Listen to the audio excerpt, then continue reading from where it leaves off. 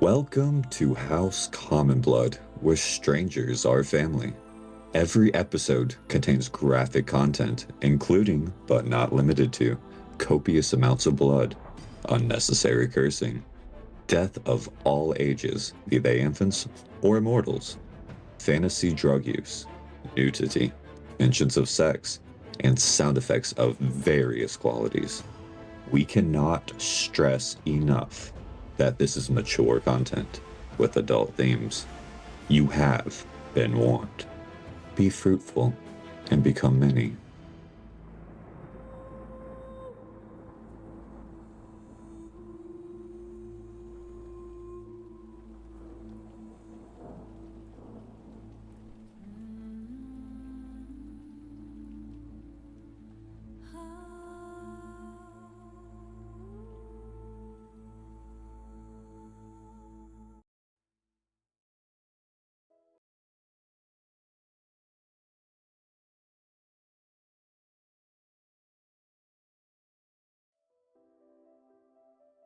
All right.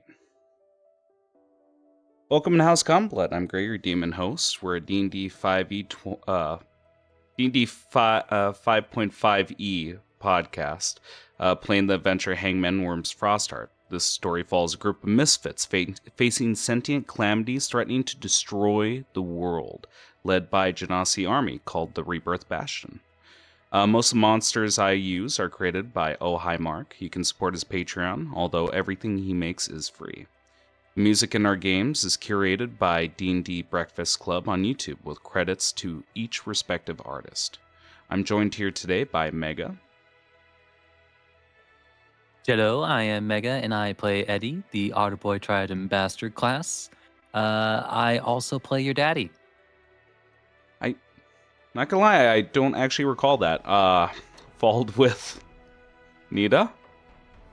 Daddy? Hey there, Nita here. I play Aaliyah Oblak, the human cleric sorcerer. As well as Rakuzan. Hello, my name is Recusant. I play Moffed Sohafidash, the sap that holds the party together. As well as Moomin. Jesus, whoa. What the fuck? Where did you go? You are 1,000 miles away. My mic just did the right timing of just turning off. Yeah. Sounded like you were shouting across the room. Yeah, exactly. Yelling across the room. Okay. Who the fuck are you? I was gonna say that I am Seer. I played the Fire Genasi Artificer Alchemist that, recently got spicy. But also... Oh no, continue. Go ahead. And finally, Tyler, you want to explain to the audience your new, fucking microphone issue? Well, my new microphone issue is that I forgot the one that I usually use at my dorm. So my laptop is currently pressed against my forehead the way people can hear me speak. And I play We run Gumo, a professional show around here. Bard. Yep. Soon to be second time corpse. And despite what the disclaimer would have you believe, I am, as my actions can probably tell you, far from mature. Don't worry, you're not fooling anyone, buddy. Can anyone actually tell me what the fuck happened last session? Is that something this party can do? I'm out of it, man. I can't. All right, hang on. Let me hear the other 4 excuses. Hang on. Technically, I can. Technically, I always can. But I don't want it to go to me every time. Burden of the note taker. I just have a dog. Mm-hmm. Okay. Rakuzan, what's yours? We were fighting. Wolf people. The wolf people didn't want to be nice, so we had to fight them. There was a bridge. Some of us got over it. Some of us didn't. Okay. But now everyone's over it. All right. There's a giant spear coming, and it's probably going to kill one of us, and that one of us is Gumo. Yeah. No, that sounds. No idea that what sounds you talked about. Mm-hmm. Just for my sake, can someone at least tell me the big reveal with the last session? Yes, okay. Can I get money for that too? Sure, I can give it to you. I'll give you money for remembering one of the most important people in this fucking adventure. Sure. Okay, so we finish up at Whale Song Hall, but then Eddie was Yep. like, Galvin, bitch, like, stop your games. And turns out Galvin is actually Camelou, and everyone's like, gas. But Eddie's like, I've been new. And so after this reveal, the council members and Camelou, they kind of talk and we regroup into thinking, okay, we're going to try and work things out. And I guess our next step would be to help Chilenua, who is most likely taken by Camelou's people. So Sure. we make our way there Okay. in Like the it. freezing cold. And on our way there, we come across wolves. Dirty Like an obelisk or something on top dirty. of a mountain. wolves. They're like, oh, I eat you, except for you, Yeah. tree man. But I can see the text message now. Oh. Ooh, we eat you. You know, these wolves are starting to seem a lot less intimidating now they hear them howl. Oh, whoa! I hear a spear coming. one ear goes up, one stays down. Okay. As a reminder of the stakes, the start of the following round, the spear will make impact. You have no idea where on the map it'll make impact, how big the radius will be, or even the damage of said spear. Although you guys have an inclination from seeing the homunculus get destroyed. I think we can just get back right into the action here.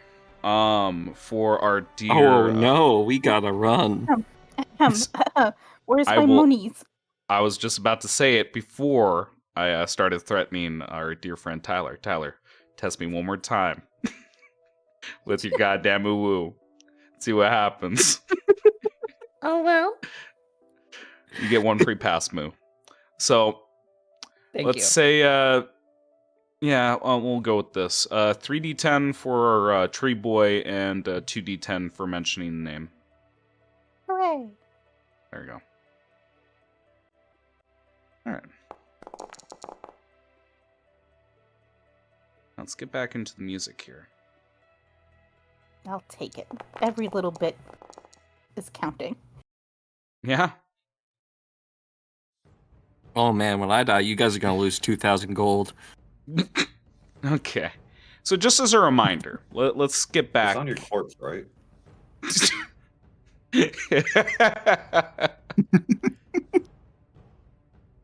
So just as a Hold on a reminder, moment. you guys are high up onto this mountain, thousands of feet up. The wind is whipping around you. Snow is just lashing across your face, rime covering your fur and skin, depending on your race. You can see your own breath, and each inhale just hurts your lungs from how cold it is. For the people who have fur, Eddie, it's just hard to move your body without feeling like your arms or legs are stuck in place. We begin back with initiative with Eddie. Eddie, what do you do during your turn? All right. Give me a sec just to make sure. No problem.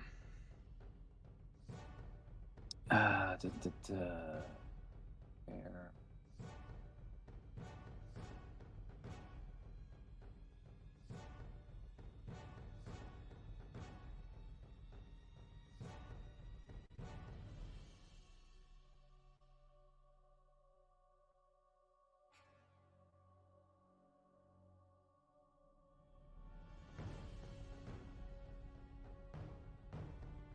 No place. That's why. Okay. I just need to make sure I'm reading the word correctly. Yeah, no problem. I gotta quickly go over a couple things here.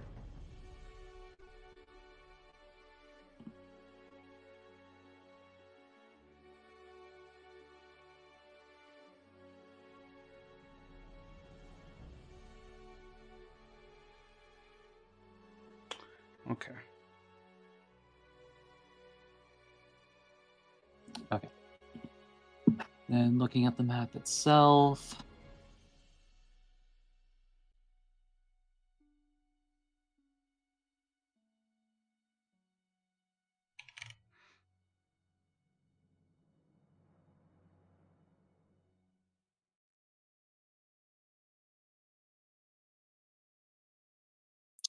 Okay. Remind me.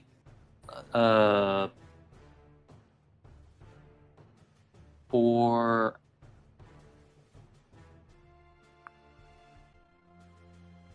actually, this was more of like something that we did for my game, but I'm not sure if we're doing it here. If somebody is like unconscious, are they for all intensive purposes an object?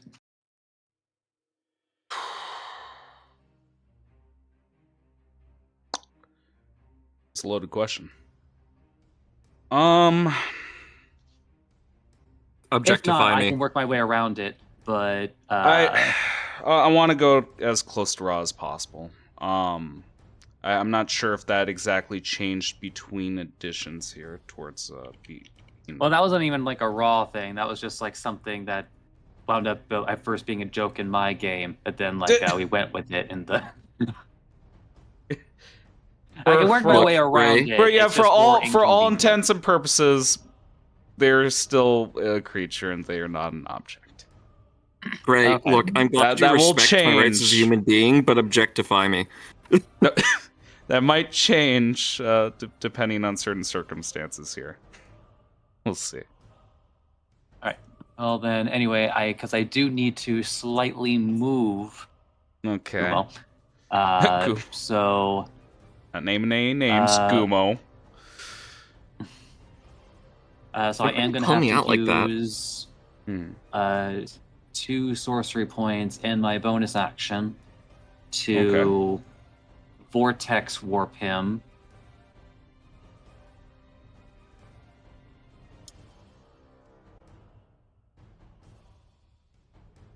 Specifically next to me here.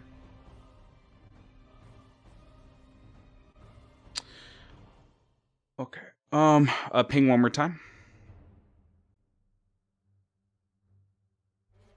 Actually, you know what? In case the spear hits here and breaks up the ground, I'm actually gonna here instead. Okay.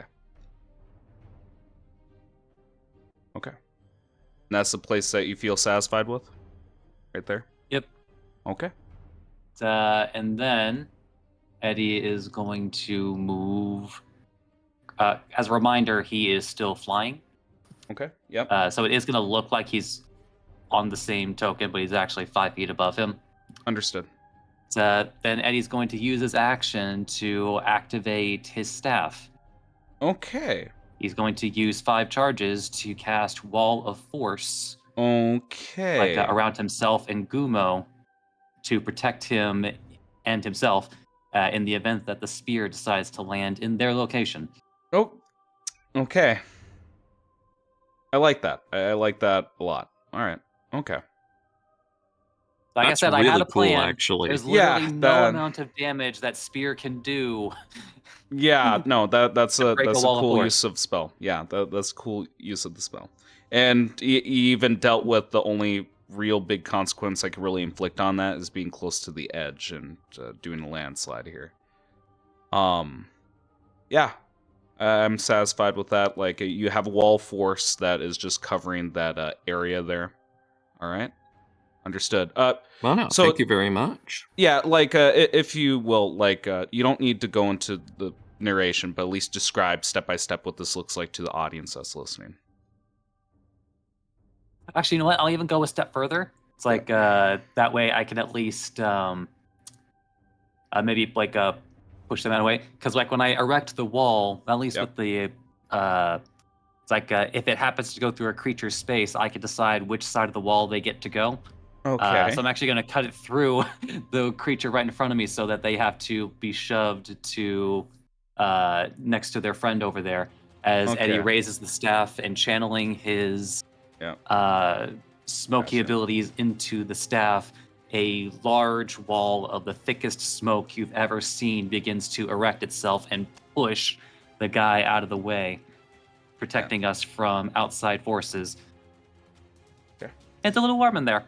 Yeah. Yeah, so just to remind positioning, Guma was surrounded by 2 wolves. He was transported to the far right, and Eddie did a sidestep to the northeast. And did some really fucking cool shit. I love that. All right. I assume that's your action economy there? Yep, it is. Yep. Aluya, what are you doing? Moo, are you gonna be able to get out of here? He's good. He's fine. I mean, in my case, sorry, I so- misheard Moo as Gumo. Sorry. Yeah, I know. Eddie has like this whole thing that he just explained to us. Yeah, I know. That's why I was like, what the fuck are you talking about? He's fine. I mean, But- above table, I can say with confidence, Aluya, that if things go bad, I won't die. However, I know that there are going to people die if you don't help them. I can get out of the situation a-okay. Alright. I think I'm gonna haste myself, but this guy here, Kamalu, Mhm. I can't remember. Is he down or? He's still he's not even bloodied. He's fine. Okay. Just Yep. unhappy. So just Thank- so I can announce to the table here, before we start making radical movements, if you guys get off the map to the far north, the far east, or the far south, this following event will not affect you, for sure. Okay. That's fine. Okay.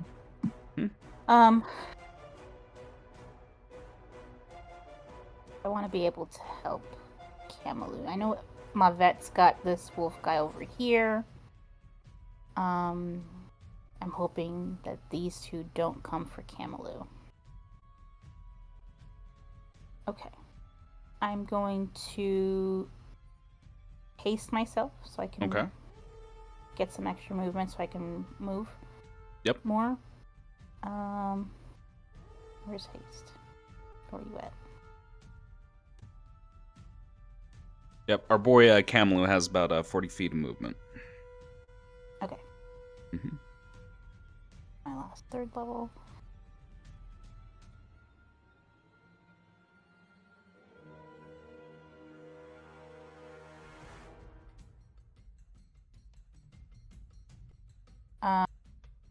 So I have 1 action still, right? And then my movement. You have the additional action from that. Okay. So what I will do is I will try to strike. I can only reach this guy with my spear. Okay. Strike this guy with my Um, spear. just to give a survey of the field before you decide on target here. The one to your north, both the ones to your north are on Death's Door, and well, not I shouldn't say Death's Door. One to your north is on Death's Door. The one further north is bloodied and running away. The one to your east, it took a little bit of damage, and the one beyond that took a little bit more damage, but it's not, neither one is bloodied. Okay. These two were supposed to be running, right? This guy That one's here running. and this guy here. Yes. So I'm not worried about them coming back to get Kamalu. Yep. One's taken care of. It's just these two. Okay, gotcha. Just want to make sure you had all your information. Go right ahead. Okay. Let's have So I'm another gonna- look at these creatures. Go for this guy. Nice and scary. All right, go right ahead.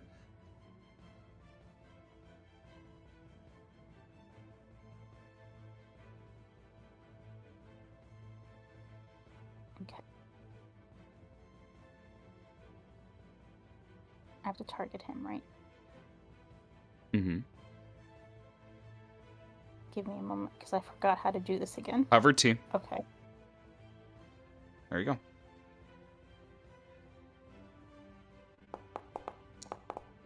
Wow. Yeah, that's a hit. Okay. Your spear sails through the air, sinks into your prey. The damage didn't come up. Okay. Why didn't the damage come up?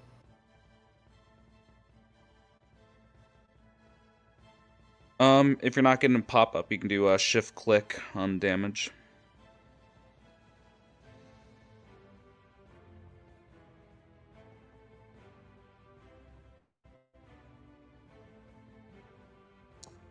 I don't know how. Shit. It did it again. Ignore that one. Oh, just apply damage. Whatever. Okay. Alright, so 7 damage. Okay. Just making And sure that's then- correct. Yeah. Is save.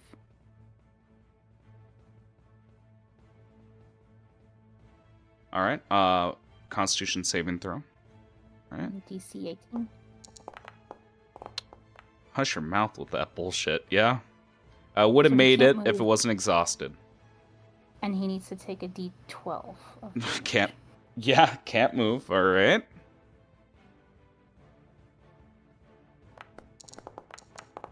Oof. Wow. Yeah, that's 12. Oh my goodness. Yeah, that's coming in here. Alright. I believe that was your action, haste, additional action, attack. What are you doing with your movement? I have, because it's doubled now, so I have 70 feet of movement. I'm just gonna go all the way up to maybe try and stop those other two. Okay. I keep doing this every fucking time. Okay. But please move. There we go.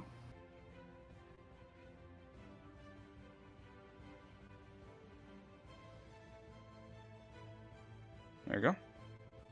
35. And I want to cut him off. So.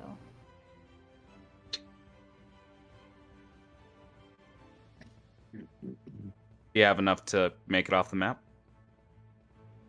I have 70 feet of movement, so technically, yeah. Okay. Just leave If me if there. you move one to the north, you can guarantee you won't make a saving throw. Period. All right.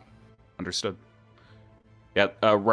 Going off the map just represents that you're not only just leaving the encounter, but you're leaving the area beyond like a measurable distance. Okay. If they survive, I'll try and start picking them off. Yeah. Big F. My bad. All right. Let me see. I'm trying to find out where my movement is.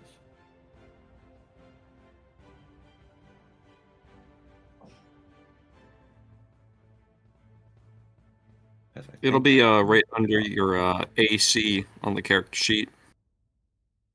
says 0.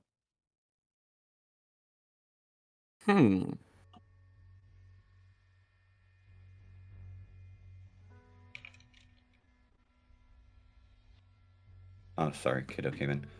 I am going to use an attack. Okay. Let me hear it. I will be using my Arms of Astral Self that I have summoned. Okay. Wait, don't you already have that active? Yes, I have it active, so I'm using the punching part of it. Yes. Got you. Just wanted to make sure I heard you correctly. So first attack. Go ahead. And it's force. 19 hit. Oof. Yep. That's a definite hit. Again, these smoky arms are coming in and pummeling this guy. Oof. 11. The creature's winded. Like one more attack, and I believe the minimum damage would kill it. Then we're doing another attack. Mm-hmm.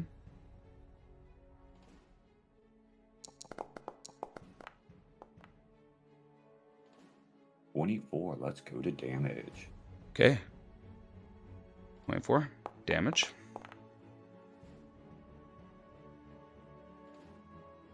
All right. As it drops down to 0 HP, you see a fury coming over its eyes of a fight or flight. This is when I'm going to reveal to you guys Cursed Resilience. When this creature is reduced to 0 HP, it does not die or fall unconscious. Instead, it loses the ability to take actions other than to dash. I presume fire can also, or radiant can also bring it down on top of silver. That's for you guys to experiment with. Oh. Mm-hmm. That's good to know. Then I will use my bonus action for Step of the Wind, Okay. giving me disengage and dash.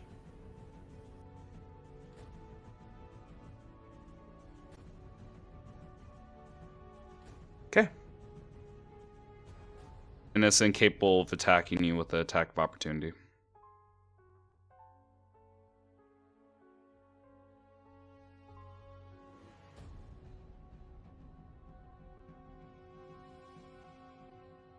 Let's just go over there. Okay. It's a nice safe space. Away from Aluya. Okay. You get off the map. And that will be my turn. Okay. It is now Gumo's turn. Gumo, as a reminder, you hit 0 HP last game. I need a death saving throw from you. And this is completely public, yeah? No. Secret. All right. Blind GM roll? Yeah, I don't... trying to recall. I don't recall that you... I don't recall you taking many hits when he went down. Nope. I'm no just hits other than honestly what trying to popped down. remember because it's been about a month here. Okay. See it. Make it secret. All right. I'll hit blind GM roll. Mhm. Let's go. Understood. All right. It's Isenthrop's turn. What the hell are they gonna do? So they see a wall force in between them and the otter.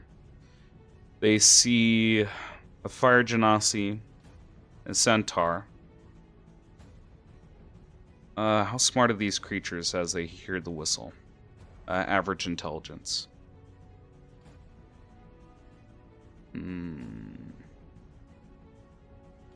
Okay.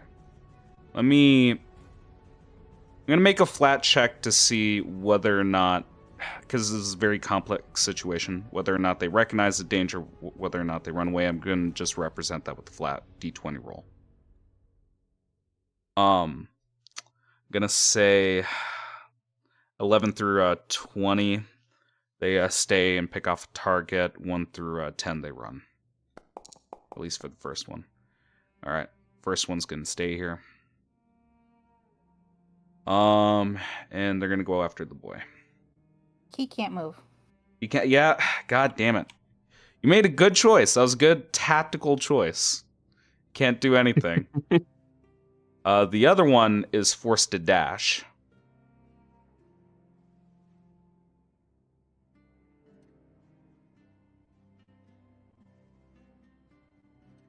Let's see.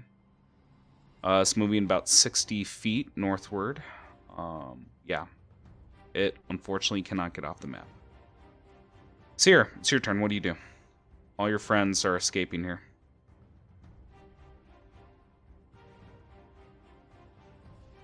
Ooh, that's Maybe what one makes it short. kind of hard. Is that I am not as No, fast he's as not. everybody. I think everybody already knows this. And I know for a fact that everybody can kind of escape in a way, mainly because they know how to get out of the situation. I only have my 2 feet. So what I want people to understand is that I am probably going to be hit by this in some way. Okay. So my thing is that I know how to mitigate as much as I can if it does come to terms of it hitting. Okay. I will at least tell you, depending on your positioning, when it comes down, will influence the roll that you make. Because depending on how close or far away that you are is going to be, advantage, disadvantage. And on top of that, like, big shocker here. Even if you guys are far away, you're still going to feel the tremor. So it'll affect the damage as well. It's all dependent on like how close you are to the initial radius. You are certainly right. Which is why, in this situation of things, my character has shown to always help others first to get them out of a situation when they know that it's either we're all screwed or we leave one person screwed. And Seer tends to be the one that leaves themselves screwed in some way. Okay. Camelud's needing to get out of this situation, correct? He has the movement to get out because he's a centaur. That extra 10 feet saved him. Okay, what about Eddie? Just to make sure. There's a wall of force around Eddie and Gumo.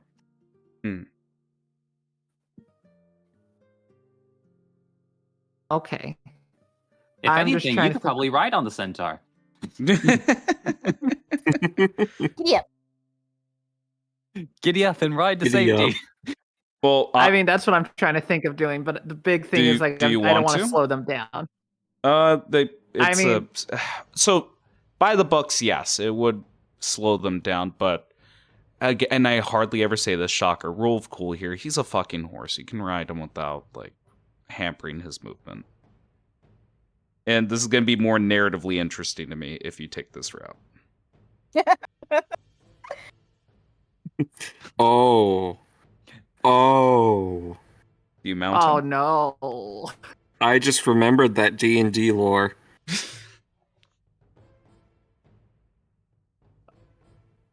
Hold on. I think I can make him even faster. Give me one moment. And I write him. Cast haste, then get on the board.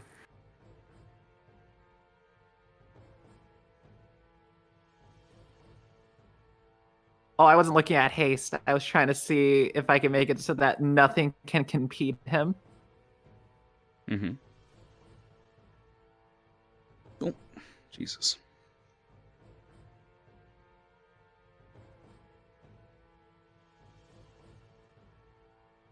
All right. As far as I'm looking, Mm-hmm.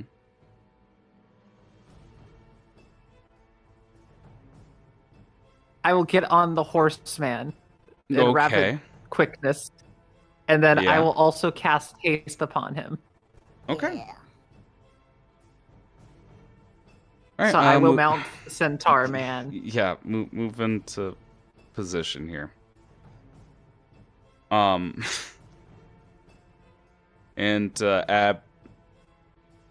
as you mount on him, like there's just a sudden blush that goes across his face, and he just looks I knew behind it. you and begins to stutter, like, "What are you doing?" No time to talk, mister. Now, pulls out syringe and just stabs his ass. Oh God, Right. it's my first. As that stab in the He syringe starts- is essentially haste, as he speaks faster. Yeah. Oh, So, what I'm hearing is that, like normal D&D, somebody getting on a centaur's back is like a marriage proposal. we'll figure out about centaur tradition soon here. But he is shocked. I can't exactly remember the object of this creature's fear. I'm fairly certain it might have been Mavet. Or was it Aluya? I think it was Mavet for most of them. It'll go out of its, just to be on the safe side, it will go out of its way of running parallel with you rather than towards you. Goes off the map. Kamlu, again, just like face beat red, is moving off the map again, 80 feet. The creature has 40, and I'm not impeding its movement. You know what? I have time on this creature's turn. As galloping, kicking up a bunch of snow into the air. We see a flurry of snow. He just keeps repeating, "God's forgive me for what I'm going to do. God's forgive me for what I have to do," and just keeps galloping.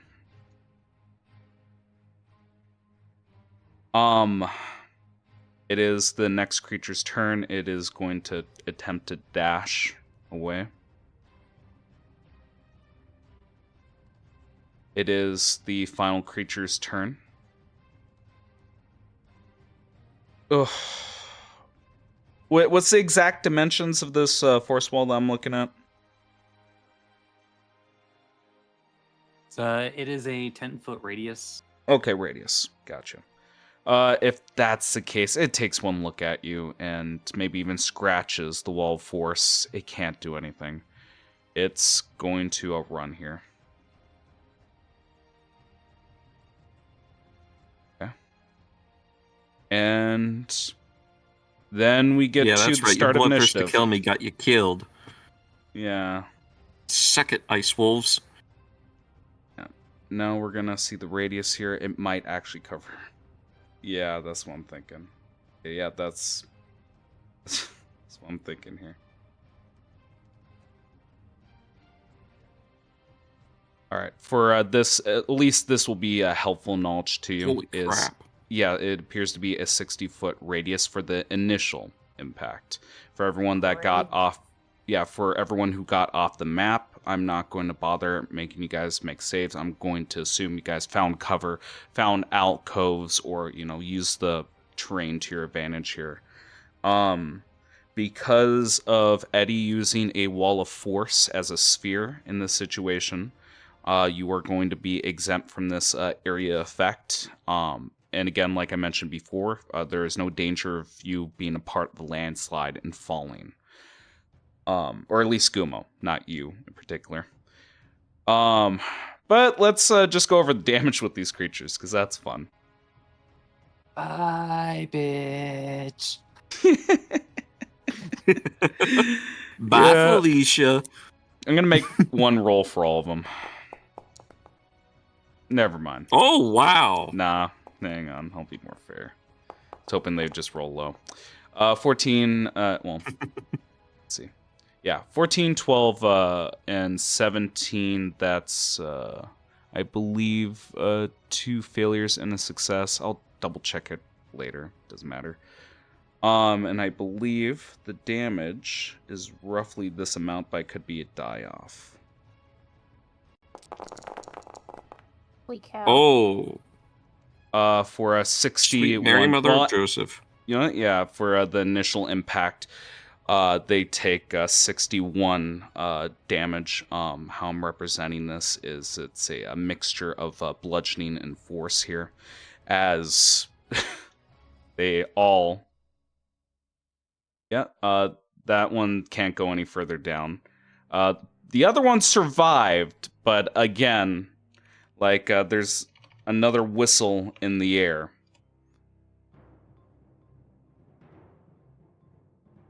Although, because of the amount of damage and the enemies are scrambling away, we're not going to do play-by-play for another encounter. Just for you guys to know, you hear whistles in the air, like one after another. More of these spears are coming in this general direction, but you guys will have the movement, the time in between these spheres to move forward. Just for shits and gigs, because I like the tactic you use there, Eddie. What is your wall force? How does it react to this incredible impact that just caves in the ground and creates a crater impact and fissures? I'm like, I almost want to imagine that since I've made it more of a smoky sort of deal, it's like that as an impact attempts to try to penetrate it, the smoke actually hardens around it to receive the blow. It's like, and then immediately softens again, once the danger is past. All right. Yeah. So we're going to move on here, but I at least wanted to give a disclaimer. I'm not going to dig for the exact DC or the exact damage. I might be off by a few dice, or even the DC might be off, but I'm just going to keep moving things forward here since none of the players are in danger here. I presume, Eddie, that you have some way of stabilizing your ally without relying on a check.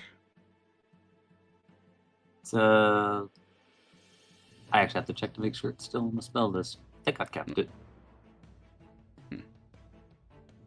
If that's the case, even if you don't have a way, I'm going to. No, I do. Okay. Like, I'm going to say a few words. All right, time to get up. All right. So Well, I mean, you're not quite a bud yet, but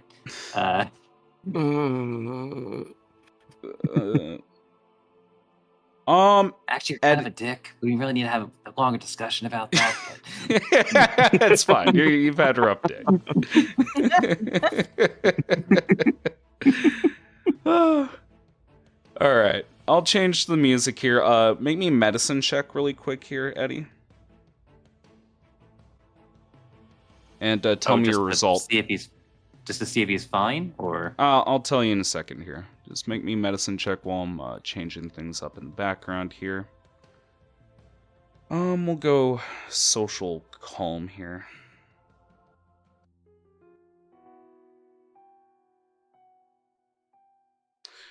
All right, and we'll switch maps here.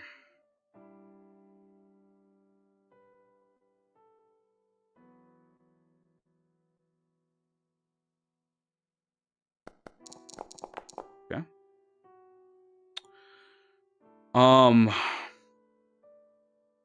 Taking a look at your ally here, something isn't right. Like, perhaps like as his eyes begin to dilate, they never... As they dilate, they stay dilated. Perhaps there's red veins, and you may even look at his mouth and think, oh, his canines are a little sharper than what I remember. But he's still in a daze here. I'll leave it up to the party. Like, let's have a little bit of a scene. You guys are on a mountain path. These wolves disperse. They're injured. They spread apart. Where do you guys meet up here? What's happening? 8 healing, I presume. Yeah. All right. Like, set the scene for me. Where are you guys meeting up here?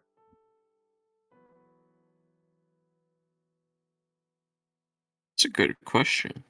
Eddie, Eddie, more like a loud whispering, Marco. Okay.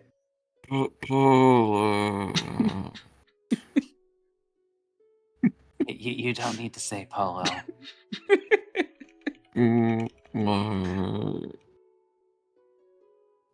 Question, Gray, before I do my response.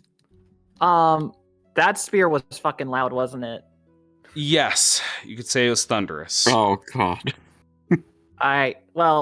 Seer ain't talking for a moment. She is deathly gripping the centaur more tightly and frozen in fear. Like, just just because you're outside the radius, I can tell you that the secondary measurement would have dealt with thunder damage. So you have the initial impact, then the sound afterwards. I mean, Seer's fine with the impact. They don't like the thunder noise. Yeah. It is deafening. Like, it's like maybe even as Eddie is going upward, like he might have to do the trick and just like be fucking around with his ear.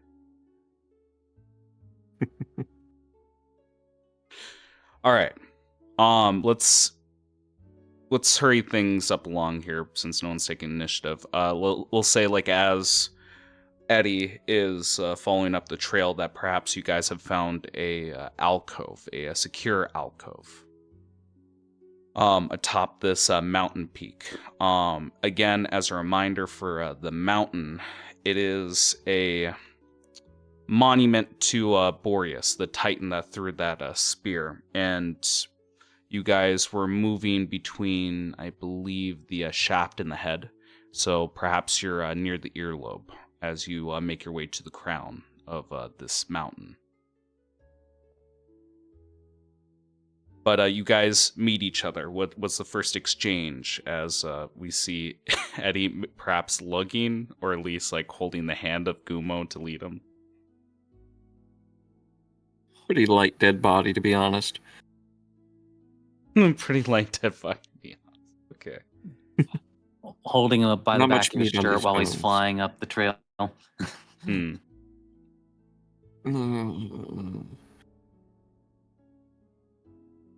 Hey, question.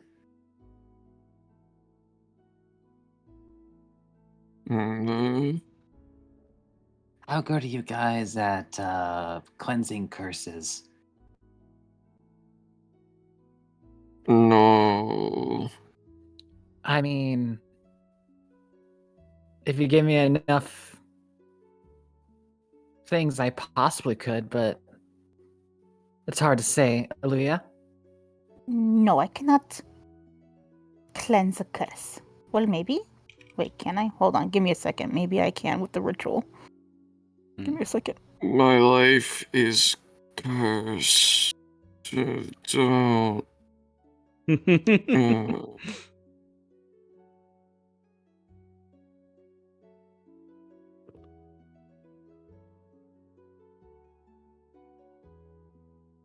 blah, All right, blah, let's hear say. indeed. Blah, blah, blah, indeed. So I'm trying to look for my ceremony. Okay. Where are you? Oh, there you go. I'll go ahead and tell you that at minimum you're looking at a 3rd level spell. Oh, hail to the no. Hell to the No, I cannot fix curse.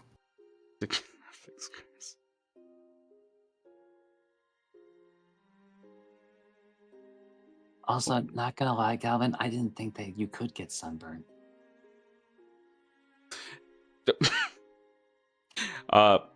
He's looking at his body, then touching his face, and he turns his head away from you and just coughs into his hand. Red horse. The red horse. Meat.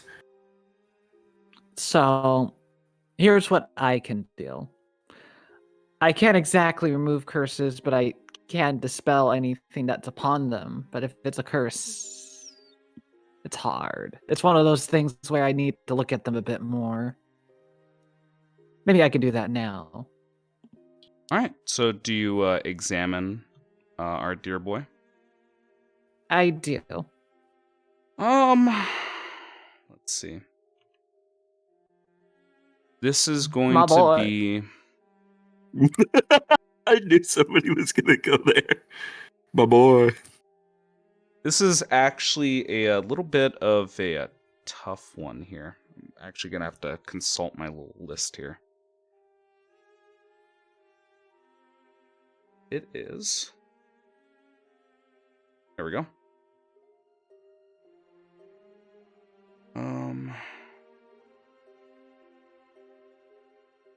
Yeah, this is gonna be a strange one, just because although it is, you're dealing with a disease-esque situation, I feel like religion's more appropriate.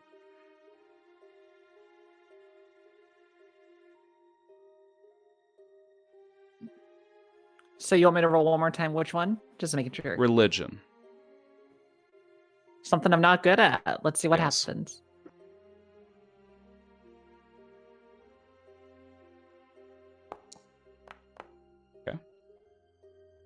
Okay, 18. Are you satisfied with that roll? I'm just trying to see how many Flash of Geniuses I have. I'll burn one. So that would be at 24. Oof. Okay, so let's talk about isanthropes and lycanthropy.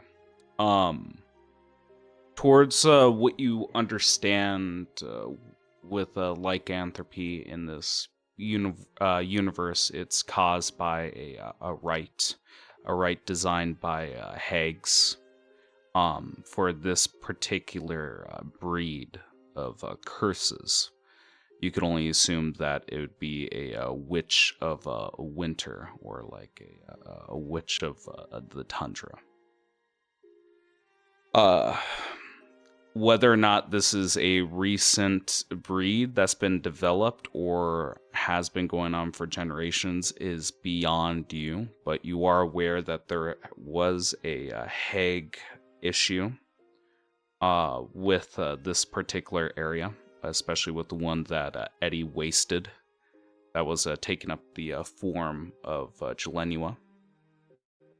But towards the curse itself, I gave you a little bit of background here, but let me ask you specifically, what's your intent? What are you hoping to get out of this check so I can help you out here? Honestly, I kind of am just trying to see, because we could try to fix them, but we need to understand them. So we just need to figure out, like, what is Gumo? What is wrong with Gumo? Why is Gumo Gumo? So that's where we need to start first. Okay. To go into the tragic, sordid tale. Yeah. So, like, the curse fixes for Gumo, not Camelou. Oh, I would have totally lied here. Yes, I could totally fix your curse. Come here. I could totally. I sense danger. All right, but let's go over Gumo a little bit here. So with Gumo, obviously he's not quite right. You can identify him as like a form of reborn. So that just means that throughout his life he experienced some sort of tragedy, and that the body was reanimated, but it wasn't done quite right. So again, the guy is in between the twilight of life and death.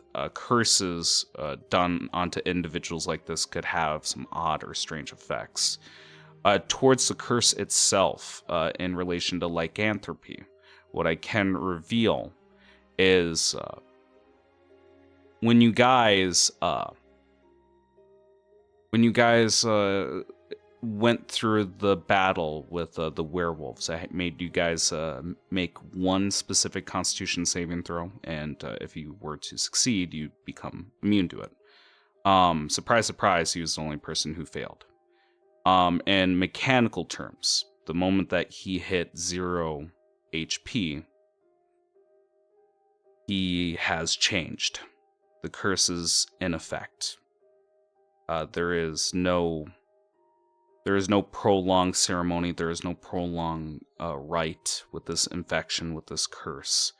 It is simply when your body is at its weakest that it snatches you and takes hold.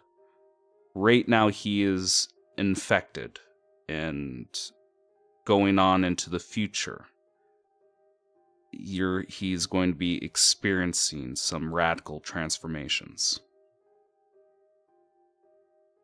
Towards curing this is beyond your scope. You need to consult an expert on this issue. You are aware of some organizations, one of which that threatened one of your allies, the Crimson Cloaks, that killed Mavet. That is an organization that specializes with monster hunting and study. But you could also approach a well-read sage. Or you could consult the hag that made the curse. Oh. Mm-hmm. But those are your avenues. Well, I think, hanging in the air, would she know whether the use of remove curse would deal with it, or is it of a different nature? What it sounds like is that if I remove curse, they just die. No, well, let me Let me have a close read on remove curse by. I'm going to presume that's fairly short and to the point here.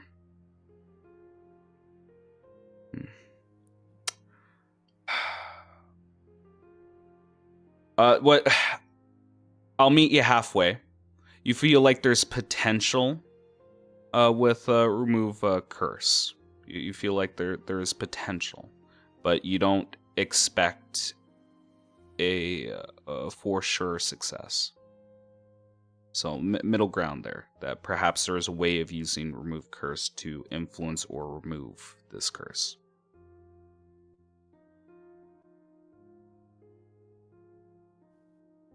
But the wind Such an is whipping interesting outside. thing. Thank you. But the wind is It's not whipping affecting us. outside. It's not affecting. The wind is going. Nope, it's going past us, man. You can still As long as you hear. stay in my Yeah. radius. Oh, yeah. Okay, I got you. I was gonna say like you can't stop wind. Then I remembered. Oh yeah, it's Aluya. You can stop the wind. So you instead perhaps like you see a flurry of snow outside. It's practically whiteout. You might need a short rest, maybe an hour, to recuperate here and let the winds die. Or you can just Our brave own it with personal Aluya. snow globe. Yeah, I was gonna say, or you could just brave it with a girl. Well, I can say with confidence that there is a chance this could be fixed, but how would I describe this? It's very complicated, and even though I know a lot, we need an expert. We need someone that knows how to possibly do this safely. I would honestly say, Eddie, that this is a situation where we have to tread carefully because it's a mixture of things. They are affected in numerous ways by a very powerful entity, as I would like to describe. Oh, what kind of entity?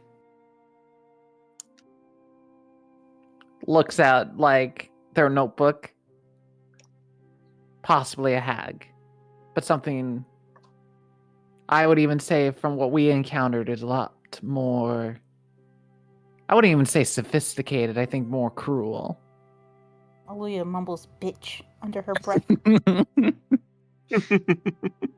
This is not made, I would say, meticulously. I would say this is made with more brutality in some ways. Kind of a mockery of life in some description. It's hard.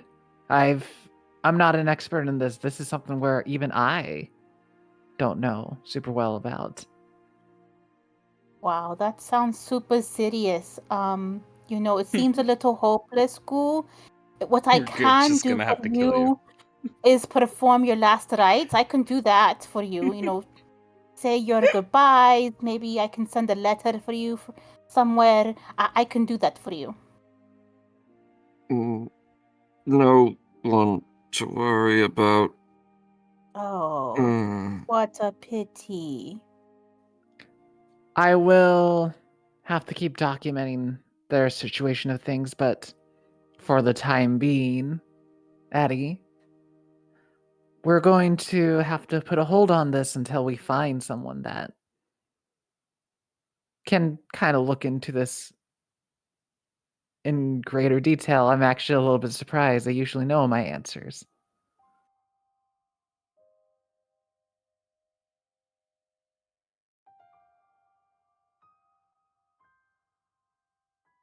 Mhm.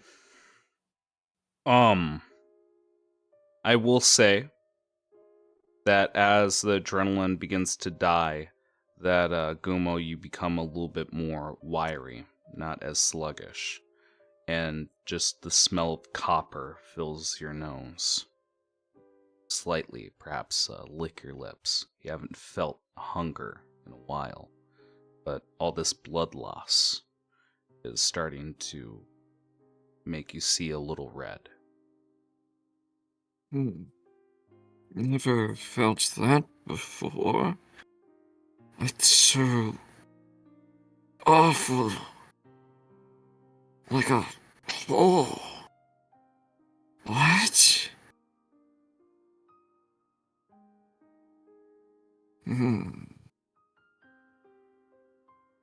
Smells and tastes good.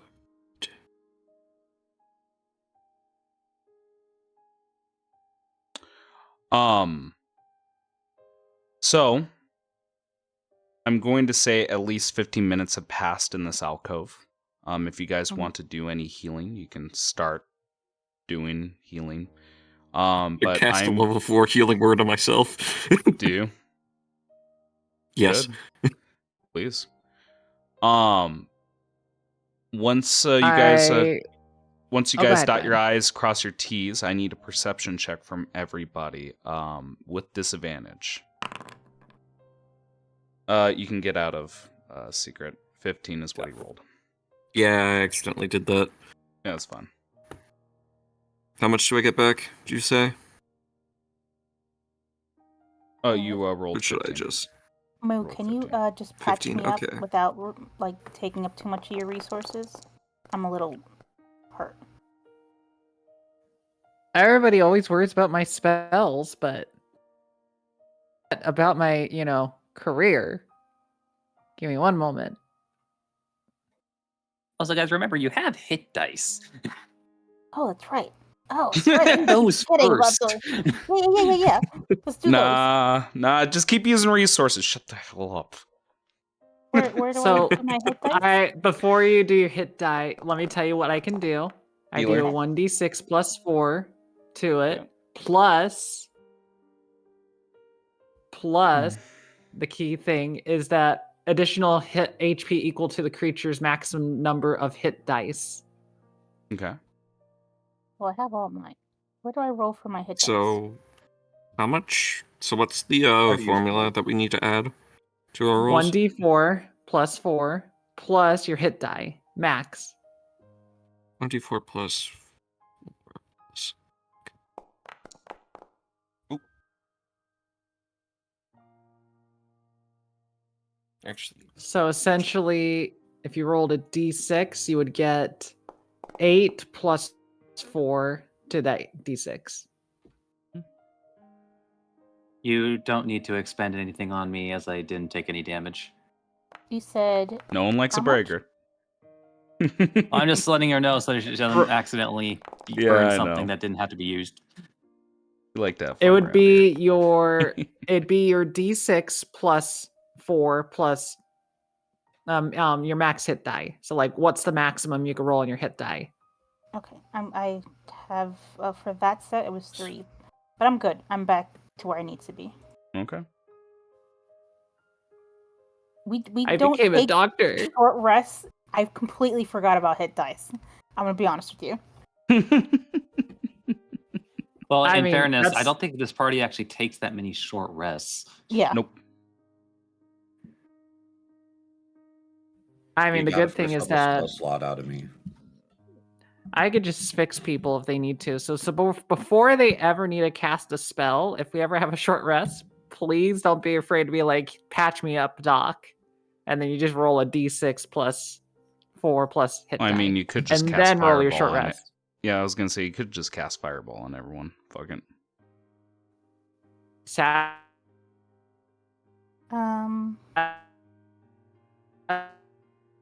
Broke up like a motherfucker. I wish I could cast Fireball. I can't. There you go. Skill issue. All right. How Okay. many sorcery points? I'm sorry. How many sorcery points do I need to convert a 3rd level slot?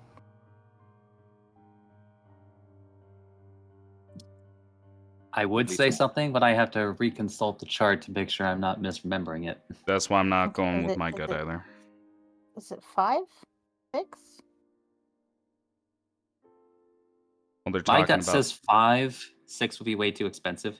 But I'm more just going to make sure to confirm it. So what's up with the message? I'll DM you. Okay. Unless someone makes a DC intelligence saving throw to decipher it. but it should look just like Mavet is scribbling in the snow in the alcove. Okay.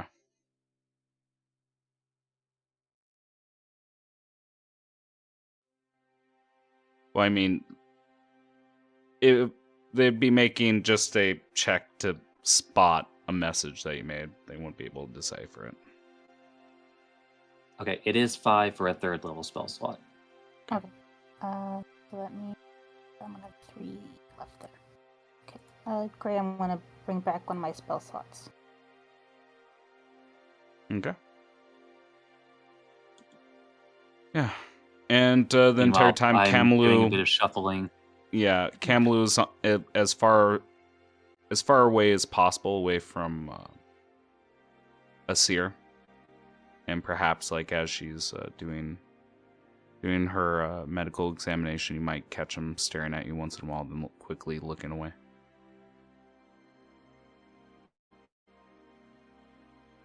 Can I help you? Nothing. It's nothing. Are you injured that I can patch you? Is that why you keep looking at me? Because you seem too proud and mighty to ask for assistance? No. I'm fine. Much like the otter, I didn't suffer that ambush. Yes, indeed. And you just see him scattered, looking in the distance. Then again, his eyes keep glancing back at you, and he forcibly looks away. I mean, Seer doesn't make eye contact with this person. They're not good with eye contact either, so they just look away, being like, well, no worries. You see that he's torn between an issue.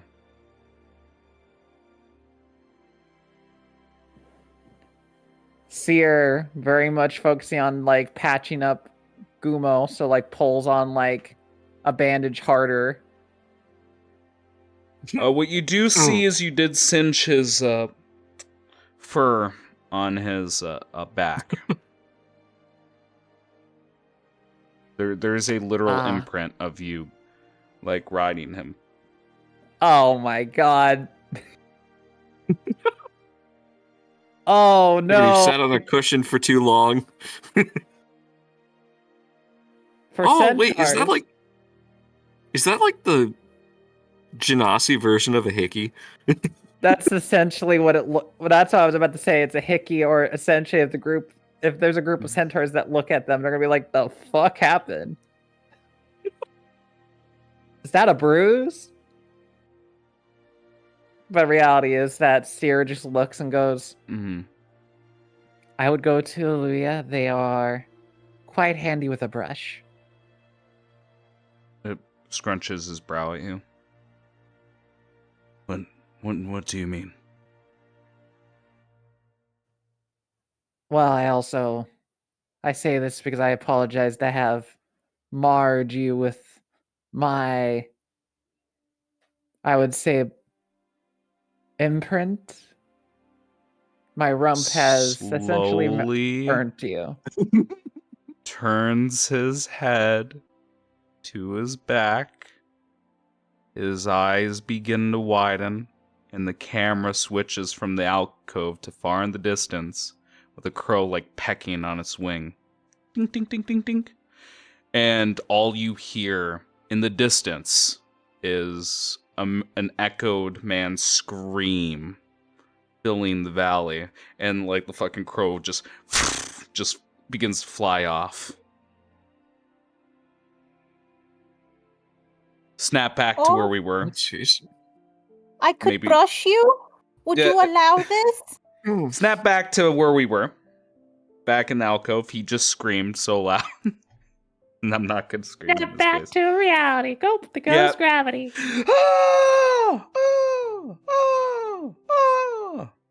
And what's your problem? What's the best way to describe his behavior? He's pacing and just mumbling to himself, just like, I can't show my face to my tribe. I can't look at another person. And he's just voicing his worries as he's just stepping Okay, back and forth, back and forth. Easy boy, just let me brush you. Yeah, I think I have carrots, dried carrots. You want some of that? You don't understand. I thought I could keep this a secret. I can't hide this. Something smells like burnt chicken. And he puts his fingers through his hair. They're going to shun me. I'm going to be an outsider. No, you're still so beautiful. If you just let me brush you. I'm gonna make a wisdom saving throw really quick. You are patched up, and I'm gonna take a step away from this situation to not bring him more agony. Wonder if I can get a bite. Thank you for the healing. That one. I was also gonna say, essentially, Seer at this moment has a pixie cut because they dunked their head in essentially snow before they crossed that bridge.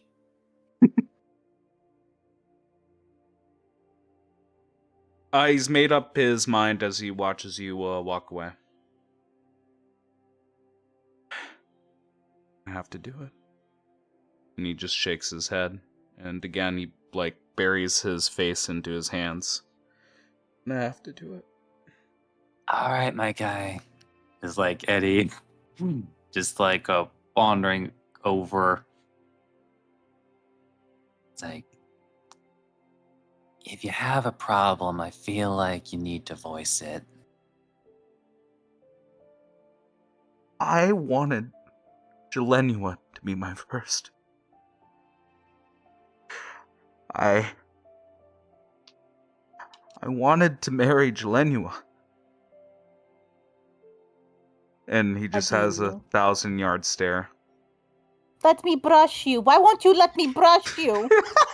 Hallelujah. I think you're sort of missing the sensitivity of this issue, and that maybe you should do more listening than speaking. Horseman, can I take a bite? Did you just say, can I take a bite? Yeah. No! Oh. I'm about ready to spend a second level spell slot again to just punt him out of this room. I don't usually encourage that type of behavior, but it'd make me laugh.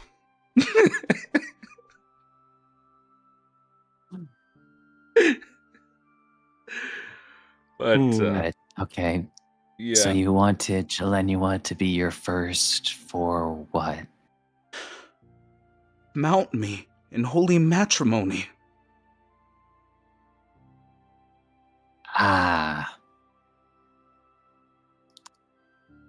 So you are aware that outside of your culture, we don't have this same thing, right? Seer has absolutely no romantic aspirations for you.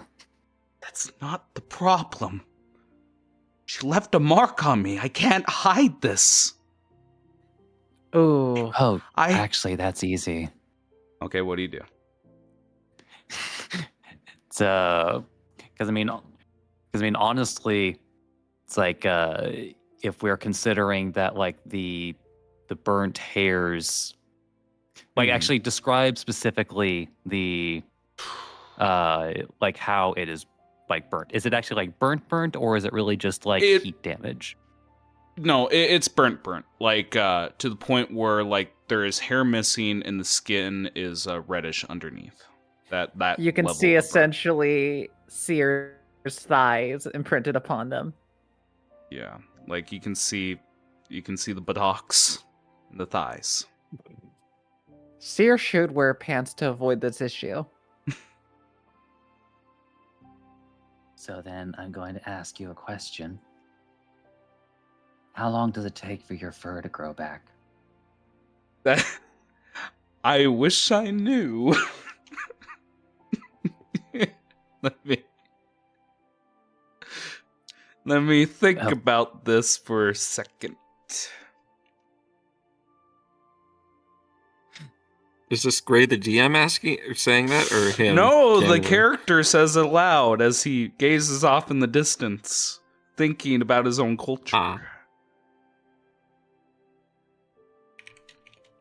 This is why, on my end of things, I can't be intimate with those because of this reason. So I try to avoid to do so.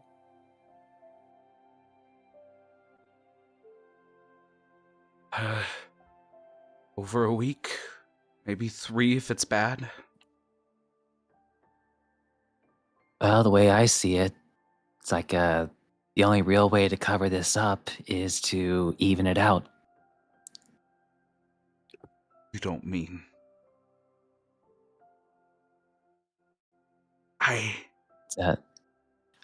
And like, again, do you love Joanna?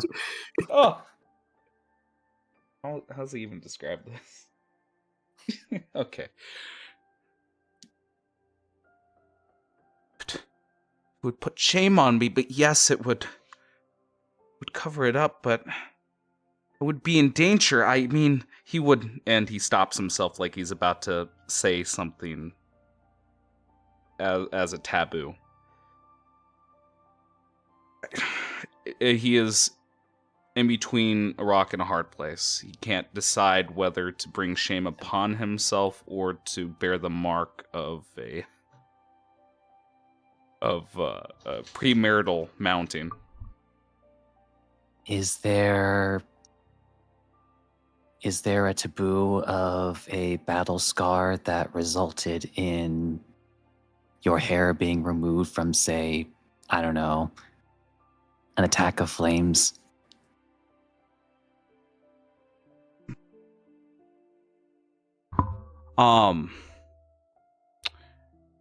He looks.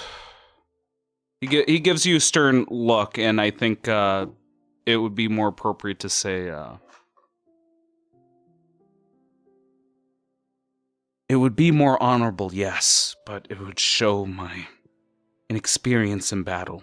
Yes, I would be laughed at, but it's much more manageable than shaving my fur or showing a mark that I've been mounted.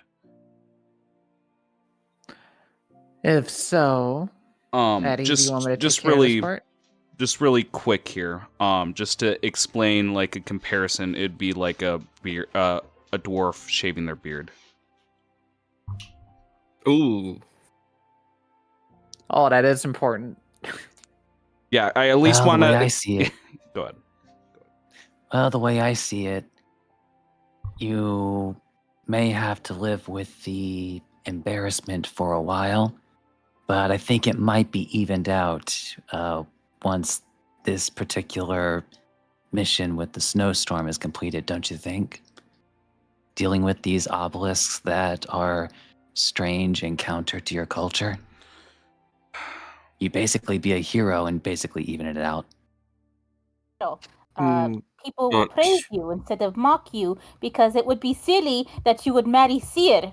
And I'll forgive you for such a thing if you let me brush you.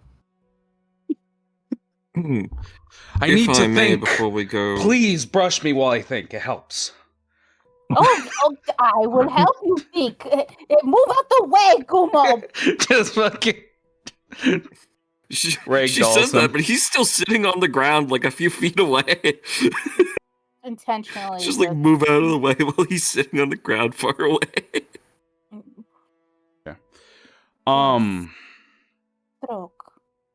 Yes. Handsome boy. You're okay now. Is it? Oh my god. Smell. Is it a good idea to shave him when we're going to be dealing with such? Well, it doesn't necessarily affect me as much cold. It's not. I wasn't planning on shaving him. If the more honorable thing is to take an attack, Basically, we're just gonna throw a few fireballs until it looks indistinguishable. Not literal fireballs. Balls of fire. I mean, Seer just but- like flicks their hand and there's a produced flame of ball of fire in their hand. I could do that. You did provide a pretty solid solution here. But you can still see like a worry on his face, like the best way I can describe it is now it is more internal rather than the fear of what the public would say. More of a spiritual crisis that he's dealing with. And his eyes are beginning to dance, but he looks towards you, Eddie, and just goes, I would have to lie to my tribesmen. And at this point, I need a persuasion check with advantage. I'll give you advantage just because it is a solid idea and it is a good lie, all things considered. Yes, get it out. Well, actually, Think it over. well, if you really think about it, it's not gonna be a lie if you tell them that you were burned on your back by a flame attack. And more You see him importantly, gritting his teeth at that. And besides that, you don't have to say anything. Exactly. Listen to Eddie, because you're not going to marry Seer. Yes, I stroke. It sounds like you're being a hypnotist over there. What the fuck is going on? I will say, I'm looking at our centaur friend, looks at them and goes, if you really want to make it believable to you spiritually, I can just do what I need to do, and then you can retaliate appropriately.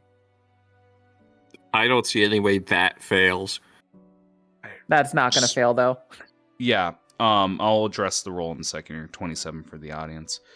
For persuasion. He will look towards you, Seer, and just say, so long as you don't mount me again. I will have to keep this close to my heart. And when I give my heart to my beloved, I'll have to lie to her too. I mean, I'm just going to be honest. I don't ever plan to mount you. I only did it just so that I would not be crushed to smithereens. I hope you understand that part. But what I will tell I you hope you understand is that I don't plan to do. I would prefer to die. No offense to you. Well, you didn't have to take it that far. I mean, she's pretty big, I'd you rather know. die before I let you mount me again. Seared's moved to really down. to really establish the turn things around. to really establish the severity of what you've done. You'll look at Eddie with the steel in his eyes. I will go along with this plan. But I need your strength and a promise in the future.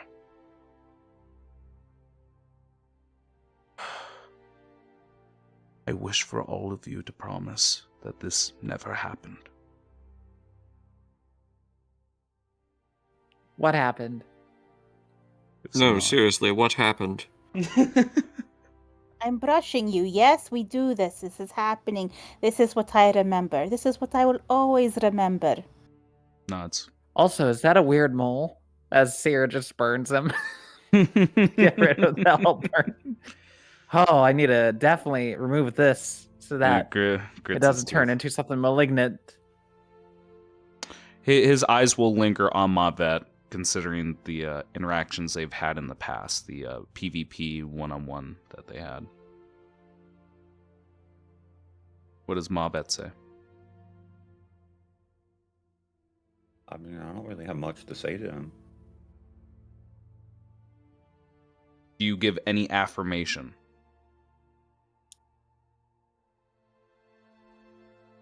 He's weak, and he's worried about what other people think of him.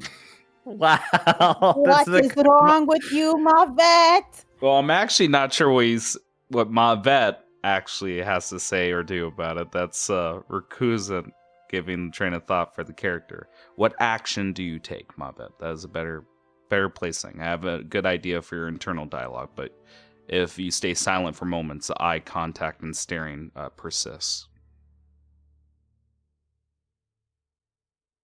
Why do you care so much about what people will think of you?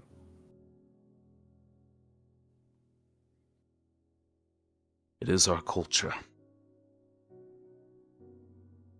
It is. For an outsider to mount us. It is. It is considered the greatest sin unless you have a bond. A bond that is unbreakable.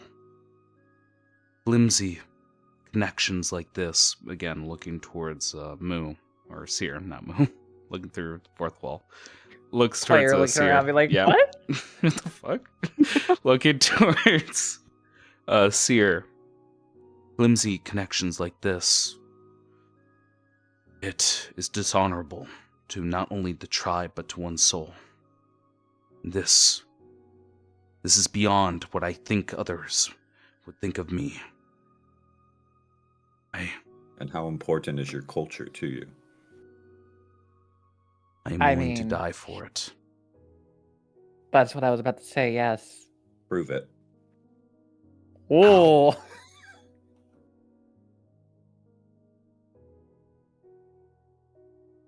Now Rakuzen has to think on the spot.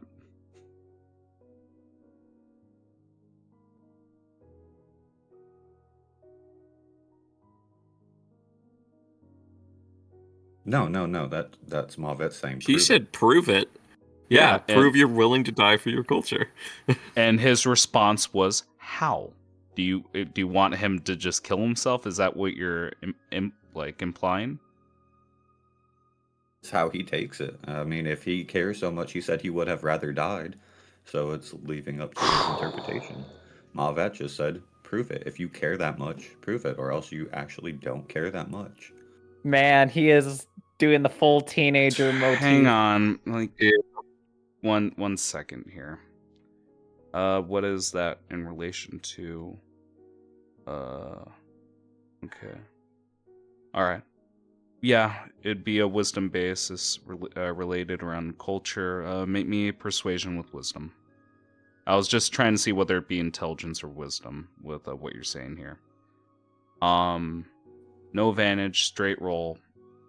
I have a DC in mind. Is this persuasion to get him to persuasion? Yes, to kill him, to kill wisdom. himself. Yes. +9 to wisdom. I would love to counter. I mean, Yeah, go counter ahead. thing, just real quick. Is there anything in his culture about how suicide is a cowardly act? God damn, how many moral dilemmas are we going to be going with here? I mean, it sounds like yeah, to me you- in this you case can- it would you be can take- considered honorable. You can take the gamble here. Because of how rapid pace, like especially that came coming out of nowhere. You as the character need to decide whether or not there might be stipulation like that, and I'm willing to do a contested roll here, Eddie, if you want to pipe up or if Moo wants to pipe up. But again, it will be a straight roll again. Oh, I know for a fact that Seer's going to pipe up, and I know for a fact that Seer is going to scold a Mavet. I think... And I mean severely scold, but I'll let you do your Okay, rolls if no, you wish. I like this. Do religion with intelligence, because you're specifically looking for a clause or at least trying to understand the culture, and I think you might be picking this up from small conversations that you've either had with him during this trip or like from what you studied of the centaurs while you're having your stay here. 22 is what he rolled for the persuasion check to have. No, it would be 13. It's like double rolled for some reason. Oh, it double rolled? Okay. Is it 13? You sure?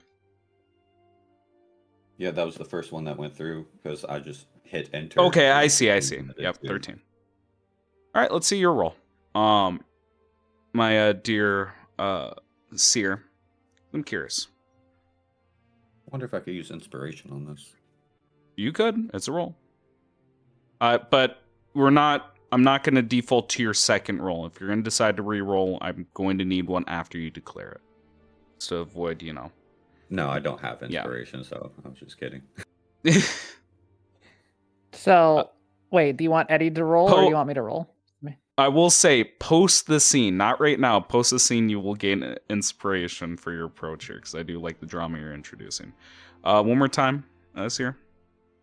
I have double checking. So you want Eddie to roll or me to roll? You'd roll, because it's in relation to, although Mega brought this up, you are the cause of this, and you made it very clear that you were going to stand up here.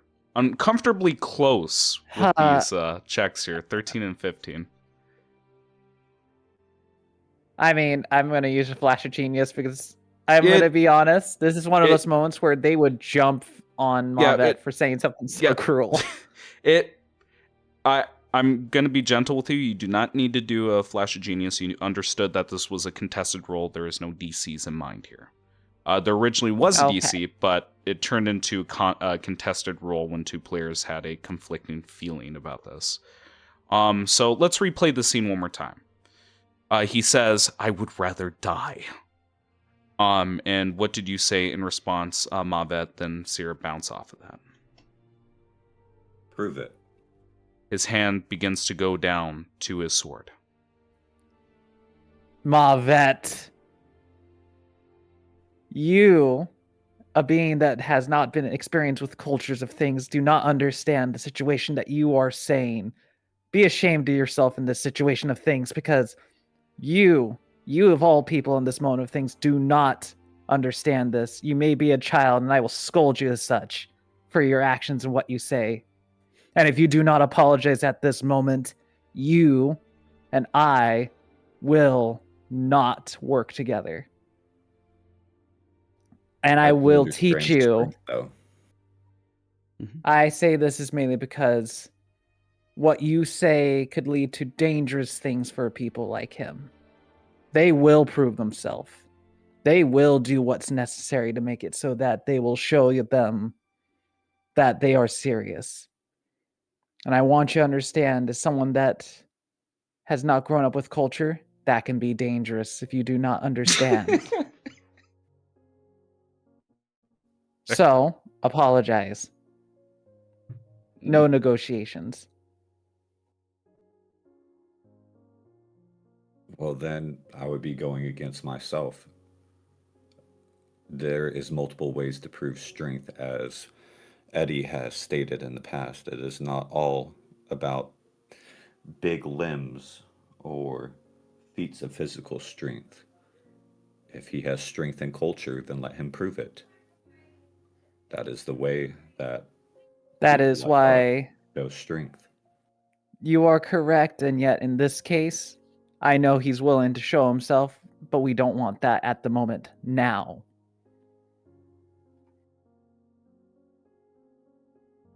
So you wish to have him live his life as weakness in his mind from this point forward, knowing that he wants to save his love, he would have to hold off for a moment and have to settle that with them in that case. But now, no. And more importantly, I will not watch someone shed blood to themselves in front of me. I am not willing for someone to die, even if it's against their own culture. So if he wants to prove himself, he will not prove himself that way. Or whether he dies. I only care about proving his strength. Hey, Mavet. What happens when your bark is injured? I sap. I'm asking what happens when, say, a sword strike is made against your bark. What happens to the bark? It breaks. And then what happens after? Hurt. And after that, Sap. keep going.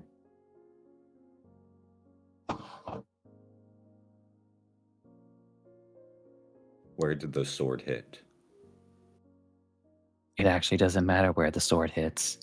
Does the bark stay split? Sometimes. Depending on the sword.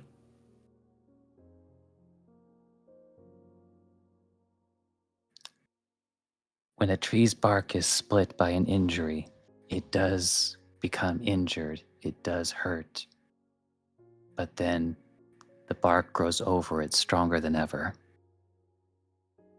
Sometimes, in order to be able to build one's strength, they have to face hardship first. They have to face weakness first. But to overcome that weakness, we become stronger for it.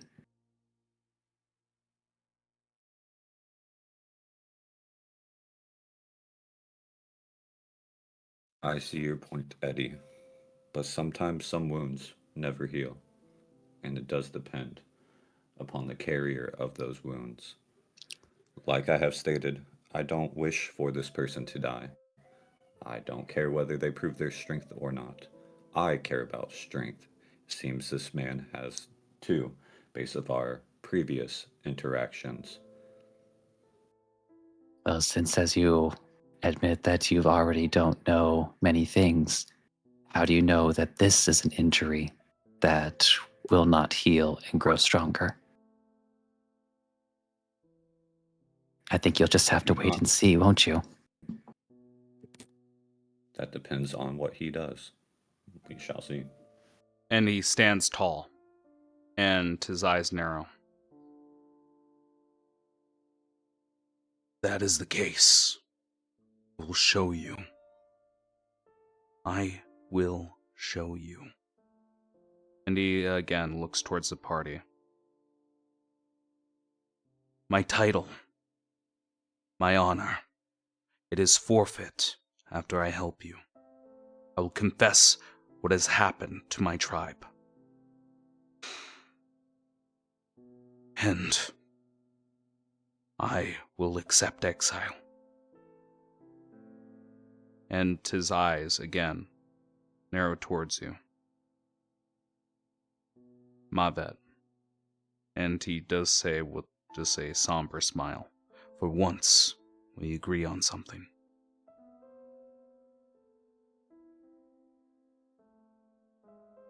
Then I will look over to Seer and then back at him. Say, thank you. I agree. That was really good. Mavet, give yourself inspiration. Good job, Mavet. Yeah, I like that. I like that a lot. All right. So I'm gonna assume that like you guys did the hit dice. A short rest happens. You guys recover all those wounds. Everyone, give me like perception checks. Are these at disadvantage?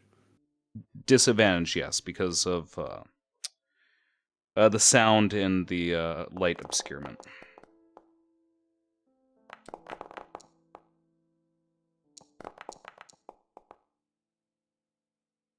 All right, I'm looking at some right now. Just announce your rolls as you see them. I got a Me and Seer 14. got 14. 14. Heck yeah, 14 twins. 14 twins. Okay. That didn't come out like I meant it. God damn it. Oh, shucks, man.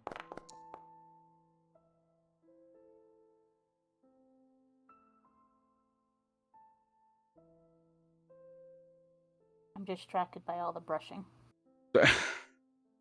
Okay. It sounds like 14 is the highest so far, unless someone announces something higher here. For some reason, 17. Seer is jealous. 17, gotcha. Mavet got 16. 16, understood.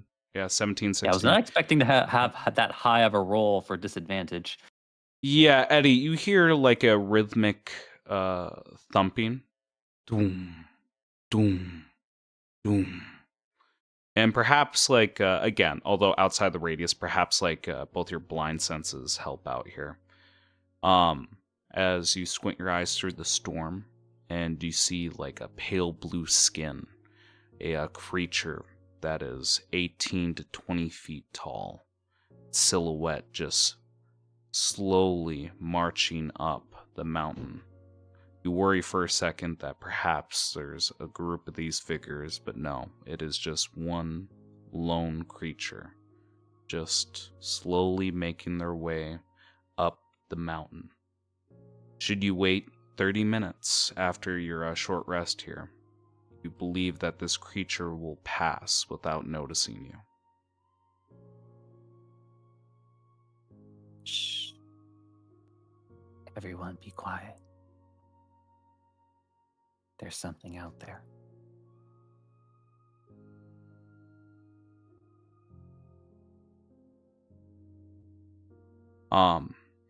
Unless you guys say otherwise, 30 minutes pass. This creature, perhaps like even for a second, your guys' hearts begin to beat a little faster as it just stops, like before the alcove.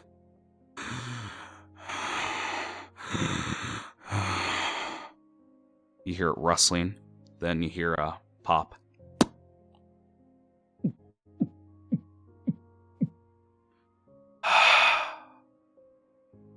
Pop. Rustling. Boom. Boom. Boom. As it continues its march uphill. I mean, I'm not going to make a noise, but I will silently observe it to see what it is more of in detail. Yeah, you know what? Pass without trace. Okay, I like that. I was just about to call for some stealth checks for this scene, but if you're doing pass without trace, I won't bother. I believe the minimum would be enough for a group to pass here. Good use of that spell. All right. Towards your analysis again, it's gonna be. First, you need a perception. You need to know what the hell you're looking at. And is anyone else like putting their hands in this pot here? I will. Okay. I mean, I gotta stay around them within 30 feet, so I guess I am. Okay. So, I know I had perception checks, but I'll allow for one more. Because of the proximity, although in light obscurement, I'll allow for straight rolls on this one. All right.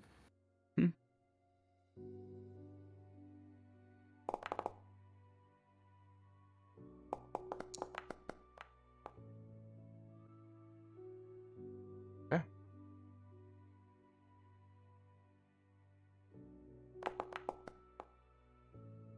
I got a 29. Nice. I got a 7. All right. Apparently, my character just likes having a 17. Oh, we're doing perception checks again? Yeah. Well, I'm gonna allow for one more. This is one anyone more? who wants to like take a closer look at this creature. Sure.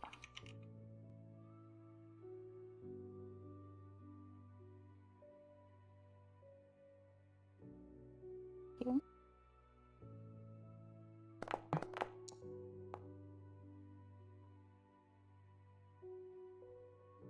All right. With these checks, I can at least show you what you're looking at. Again, it's like between 17 to 20 feet. Rough take here. And you see this creature come by you. Very large creature here. Just a very thick beard. Its skin is an unnatural tone that makes it more human-like. But you know this to be a giant, possibly of the frost nature, considering the environment that you're in. But weirdly enough, you don't see any armaments on him. As you just see like a prayer beads around its neck and a giant gourd that it used to drink what looks to be a clear, strong liquid smelling like liquor. And as it stopped, took a second, then continued to move on here. Let's see. Towards the second round of checks, Eddie, Seer, Mavet would be able to make rolls to identify the creature itself, because again, I'm giving you guesswork here. So please, if you want to make a history check, you may. I mean, would I have advantage? Because if this is a frost giant, I am familiar with them, and I also Yeah, can speak the absolutely. language of giants. Yeah, absolutely. Absolutely.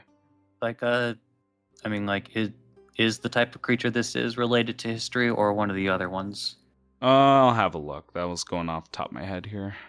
Yeah, no, I'll have Emily roll. giants You are won't know related with history. anything about it. Yeah, I stand by what I said, history. Let's see. Okay. All right. Okay. I feel like that would hurt. All right. So you can't quite identify the tribe, but you do know this definitely, although weirdly, a frost giant. The pigment of the skin is wrong. Perhaps you could even describe to your allies what a regular frost giant would look like. I can actually show you with the beautiful artwork from Wizards of the Coast here. What they should be looking like. Purple skin and more Nordic wear with a scale mail and horned helms and frost. Weapons with rhyme and frost on it. Towards this creature, you didn't see any weapon it was holding. Just a very strange creature that walked past you. I'm not going to lie, but if that is a frost giant, that is the most generically, strangely normal looking one I've ever seen that looks like a person, not like a frost giant. How high was your perception? 17? 17, and I had a 22 in history. 22 in history. Yeah, no, I'm standing by the information I gave you. Okay. Want to double check.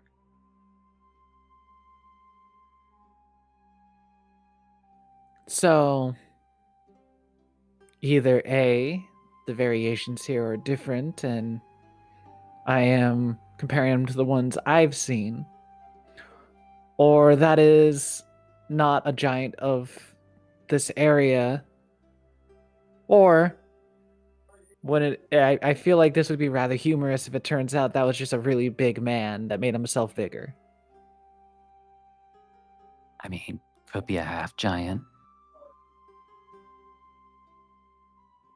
Could be. Do you guys continue on the trail? Half an hour has passed, presumably, like as this creature passes, that you didn't interact with it.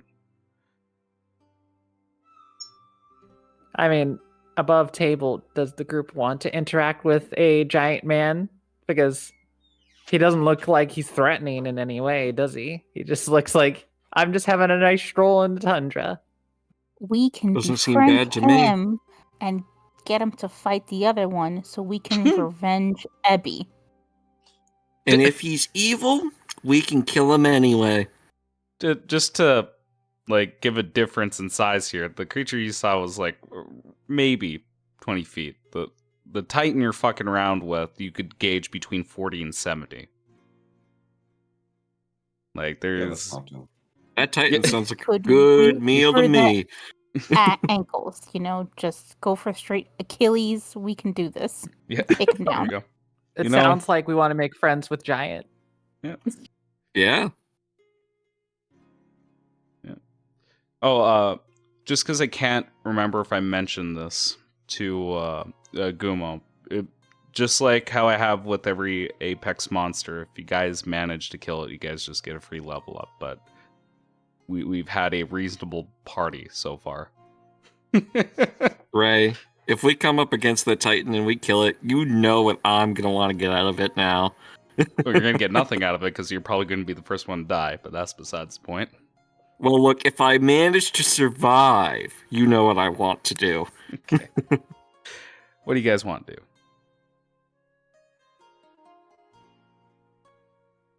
I'm just good I say we carrying go on to after the him. obelisk or go to the giant. Doesn't matter to me as long as we're moving. Well, honestly, I would maybe ask Kenley what their general experience has been with the giants, if they've had any encounters at all. I mean, does this giant look normal of this region? Looking to Kamalu? Towards Kamlu, again, didn't roll for him, but if you describe what you're seeing, he shakes his head and goes, no, I haven't heard of any giant with that type of pigment skin. It's always purple, maybe blue.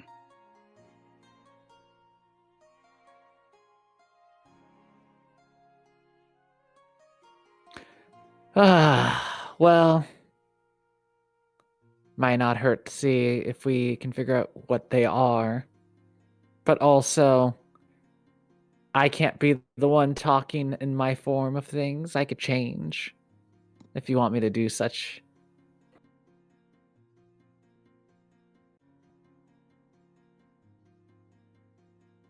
I mean, how far away are they? If you guys are discussing this afterwards and sharing a lot of information, maybe like 3 minutes away would be a safe number. Like you guys quickly do this back and forth. Maybe you can still see him before he disappears around a corner.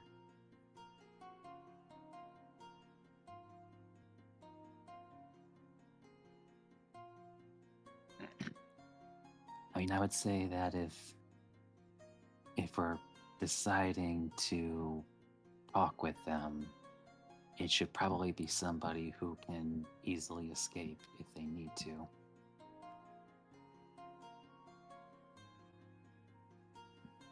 I mean, I'm good at speaking and I can run like the wind. do you know giant?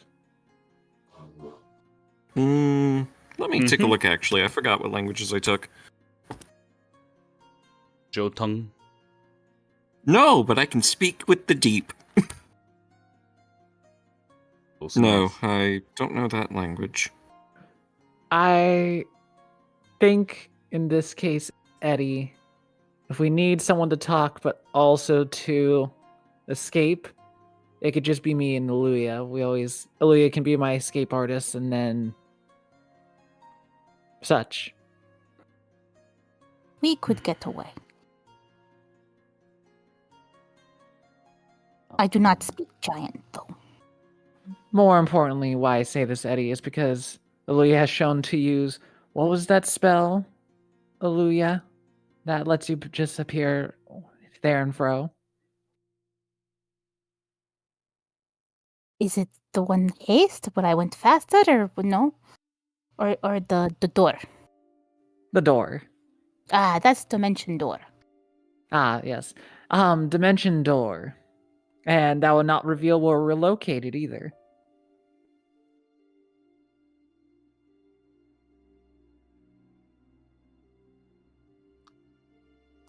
Then just be careful, all right?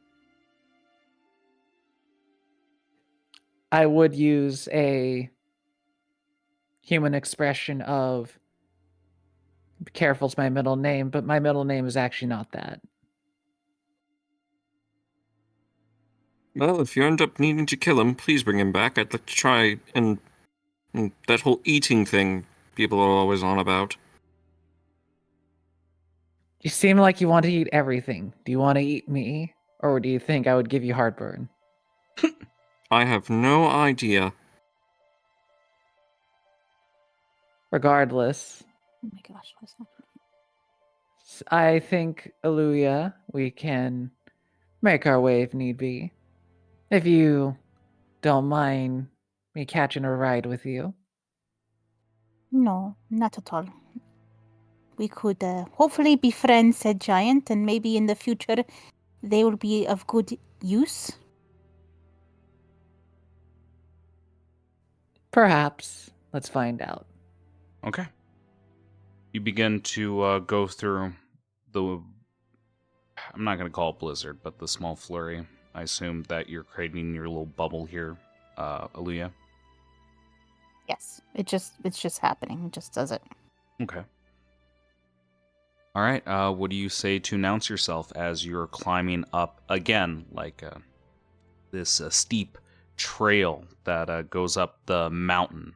You guys were taking cover within the ear of this monument, and now you're trailing up towards the head, the crown. Well, before we get visible, I'm going to turn into that sea elf that Louis saw before. Okay. That Seer disguised himself as, only due to Seer having shorter hair because they dunked their head in snow. It's a pixie cut version of it. Did you ever reveal that? I feel like we had a scene where you revealed that. Oh yeah, no, that I think Aaliyah figured it out when they were like sitting there, like, wait a minute, that's Seer. Oh, no, we were at no. I never figure out it's you. It's just I always find interest in you in whatever form you take. Oh, so Aaliyah is gonna realize that this is the same fucking elf they saw walking around. History check with advantage. History. Okay. Play a dice game. I want to see the rolls. Oh, history is bad for me, boy.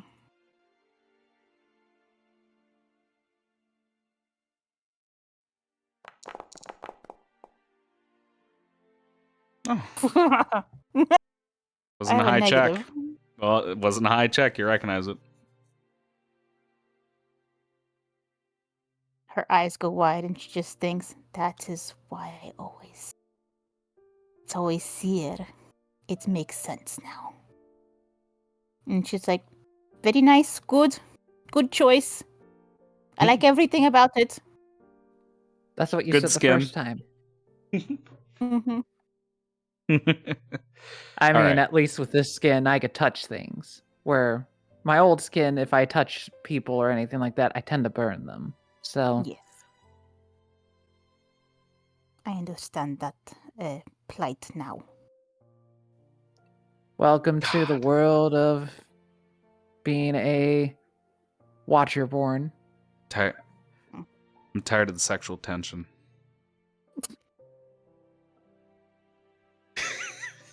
We're still in a learning phase because It's a of bubble the and things pop. I've done. But it's Yeah. bubble and pop, and I'm not gonna lie, I want to see the steam. But what do you say to this giant? I think the most common thing they would say when they look at a giant walking the fuck around, and then so Aaliyah would know what's going on.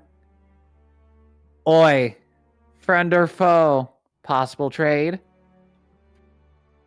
The creature stops and swings his head around, looking, and his voice booms.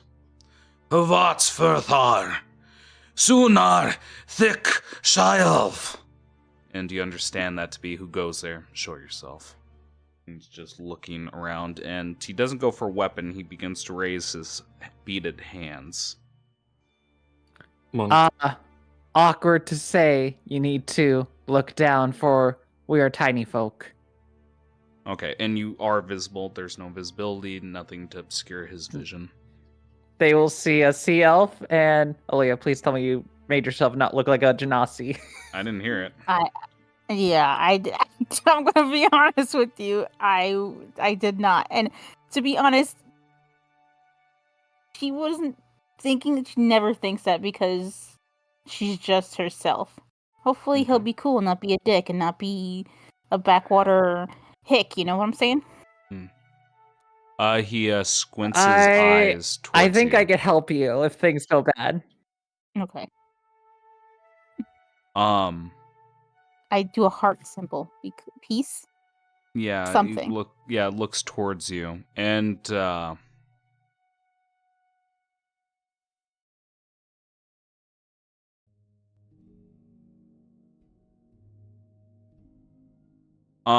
don't understand giant, do you? No, but I am not looking Yeah. menacing in We have any someone. way. Yeah, we have someone translating, but I was just curious because you need to understand your initial reaction when you hear this creature begin to roar. Gother, Geffen, Vetirmir, Seinth. And, like, even with the anger behind the voice, Seer might begin to giggle as you know this to be the god gifted graces me.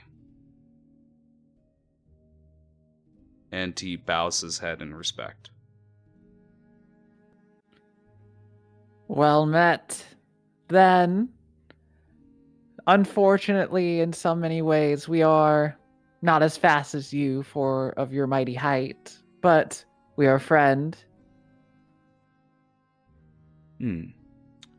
Understanding the initial reaction here, I'm going to move away from speaking Jotun. Like, you understand Seer as he says, well met, pale skin.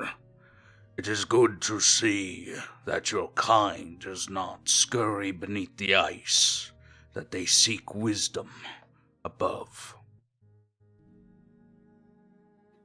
I am an outlier in many ways, and that is what I seek. And That is good.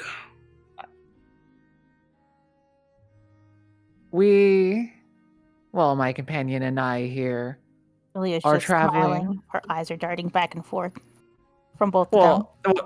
What's funny is that it's like a pleasant conversation between the two, but reality, it's like Sounds the Jotun's angry. like screeching, Yeah. and then like Seer's having to like scream the fuck back. Yeah, it's just it sounds angry. Like if you ever seen like a heated German discussion, that's the feeling that you're getting here. I just want to imagine aggressive, talking of hands. Yeah. Mm. Looks like a horrifying encounter to Aaliyah, where in reality it's like, do you know of this layout? Oh, I apologize of my inconsideration. What do you go by? And I shall introduce myself. Well, actually, what name do you actually give him? Aurora. And looks expectantly towards the Genasi. Are we Aleluia. giving names? I don't know. Oh, you said my name. Oh, you said Yeah, my name. you'd hear that as the outlier in the Jotun. He raises an eyebrow at that. Lou, yeah. And you see him going like through words in his head. Is that name for storm? Sorta. They are one with storm, but we can say it is, for they bring storm upon people in many ways. In this case, I say good. I am Bjorn. It is good to see God-gifted. And he, again, bows his head in reverence.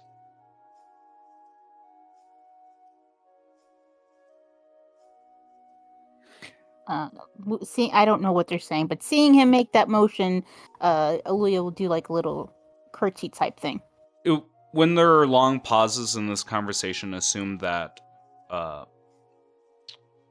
Seer is translating.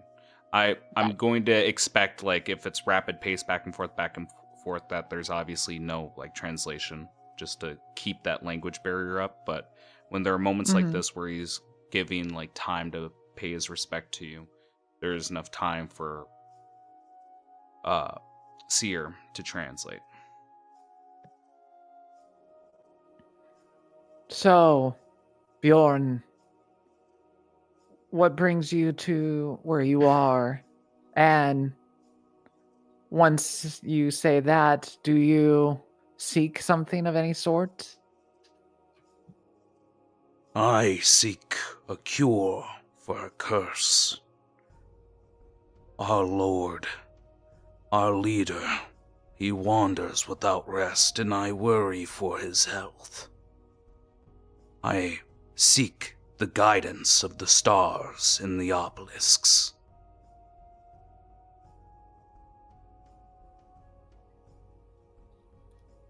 Fair. We can assist in some ways here and there, but we need to first discuss with one things, as we made a small camp hidden from here.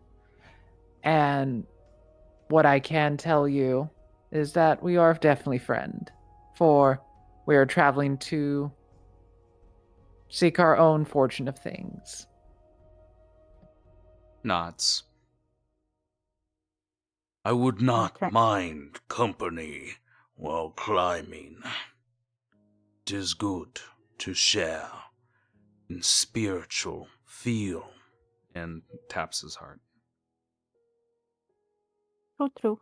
Sir, what is his leader's name and what do they look like?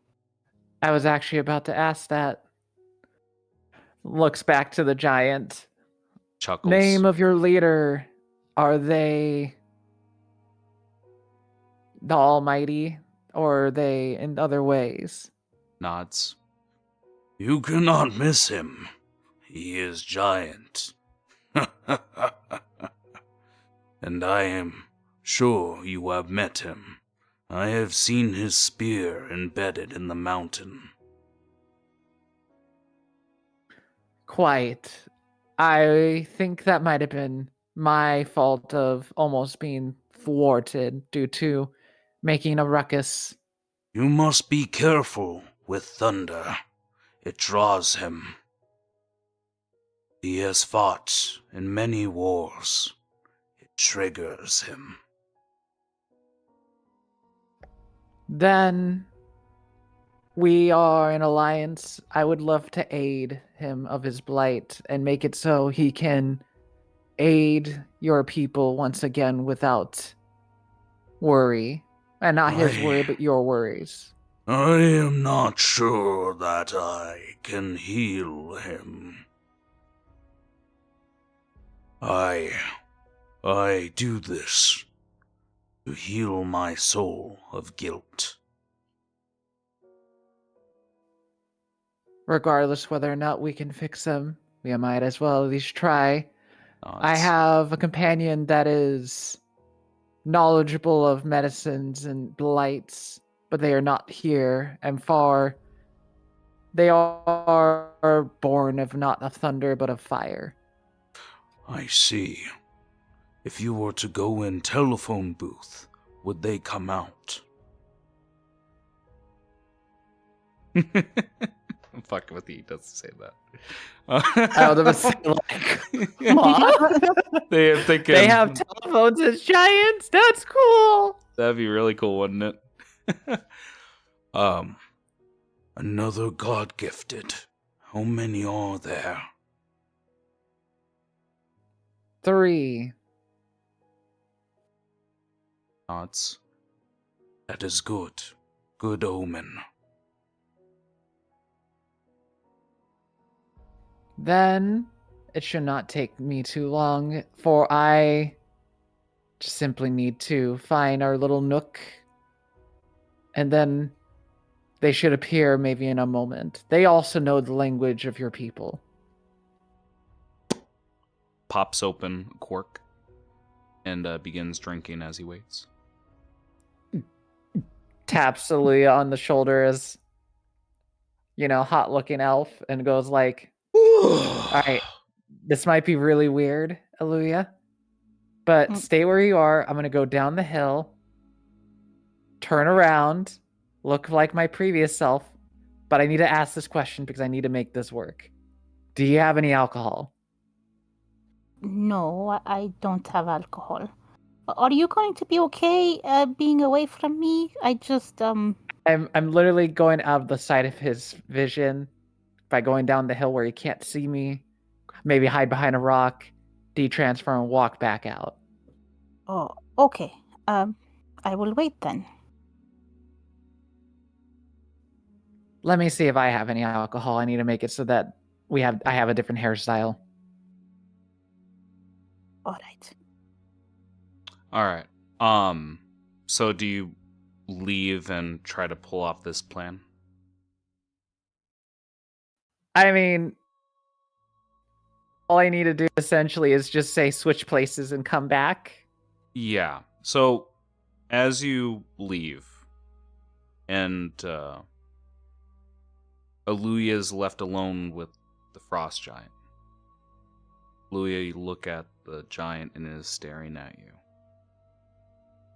And steam coming from its mouth as it speaks. It says, "Avat goth lethiothik." Aluya! Aluya! While she's Just pointing to herself. Scrunches Cute. his brow and like scratches his beard. And it says, "Thu birther tir shalefs thin." Aluya? Now, in the just love this. distance, because it speaks loudly, you heard, Seer, "What god guides you?" And she responded with Alleluia. Then it asked inquisitively, "You pray to yourself?" And she repeated Alleluia. So, what Freaking Seer's going to like It's a fucking hold up Pokemon. chuckle. But what Seer's going to do, they don't have any alcohol, so they can't do that method. So they're going to pull out a little bit of oil. They're going to basically tilt their head down and then pour some oil as it burns and makes Mhm. their hair grow longer so that they can kind of make themselves look different from before. More importantly, they will do alter self, but not to Okay. change their form fully. They change their voice to make it sound Okay. different. All right, I like that. And what will happen? He Go will ahead. belly laugh as you approach and just say, "Do you also pray to yourself?" See, he keeps asking for my name. Alleluia, he's not really asking for your name. He's actually asking what god you praise, and you said yourself. Oh, she'll wave her hands like, no. Aeolus! Is your god gifted? All right. They are acting strangely, like I am wolf. And he just stares at you. Because, again, the actions you're taking is very similar to how you'd speak to a fucking dog. And Unfortunately, go ahead. They don't have your wondrous language as a thing they can say. So you were talking to them and they couldn't understand. So what I will tell you is that their god, to help make it so, is Aeolus. Aeolus.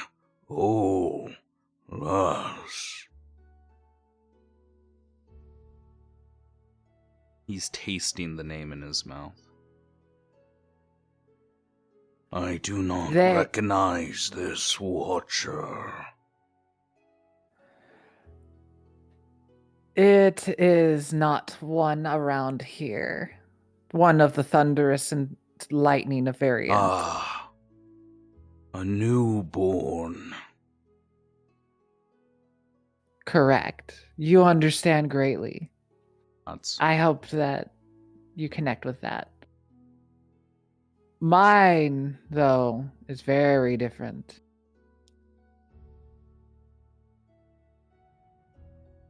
It is strange. One of storm, one of fire, in land of ice. Why do the god-gifted walk on ice?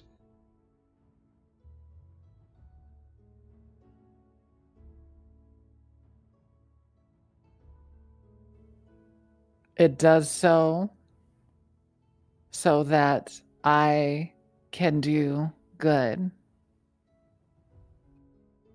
For the watcher I follow is that of Moxdia, the Burning Queen, or the Unrelenting Hearth. He actually does seem to recognize some of these titles.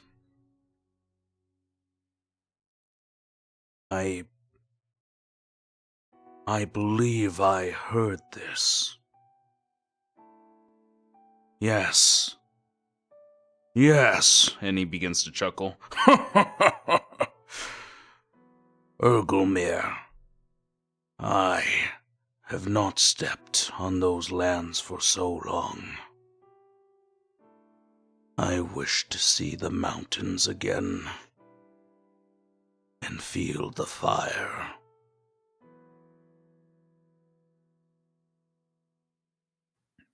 You will have what you desire if you so.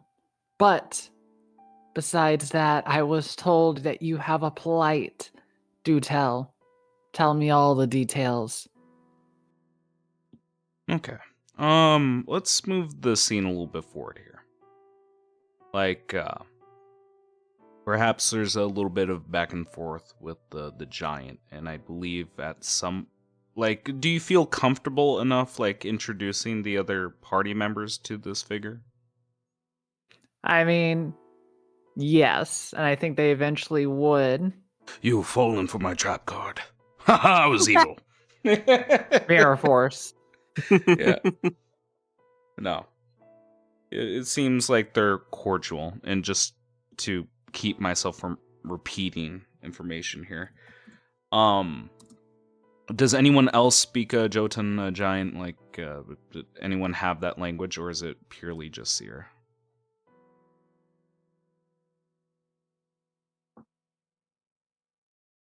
The giant is not amongst my languages. Understood. I have to translate for the group. All right, okay. guys, you're gonna hear higher pitch that's Seer. fine. I'm just trying to identify who he could role play and talk to with. It's like I would have had a workaround, but New rules. we haven't leveled up. Okay, gotcha. And won't be for a foreseeable future. So. Mm-hmm.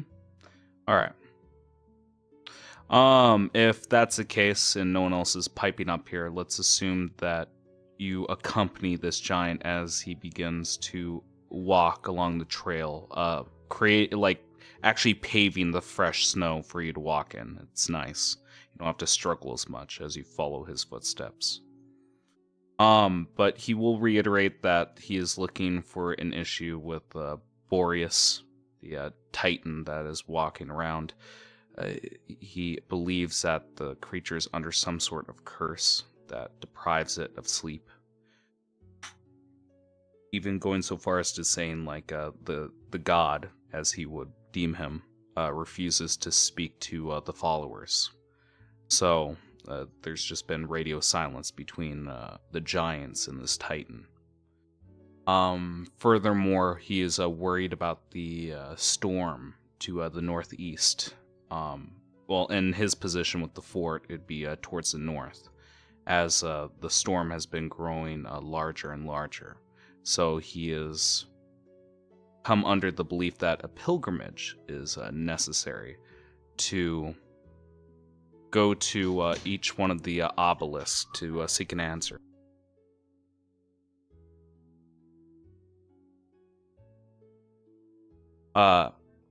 And you do notice that, like, as he's talking along, like, you notice perhaps his the color of his skin begins to smear, and you see like a little bit of blue underneath.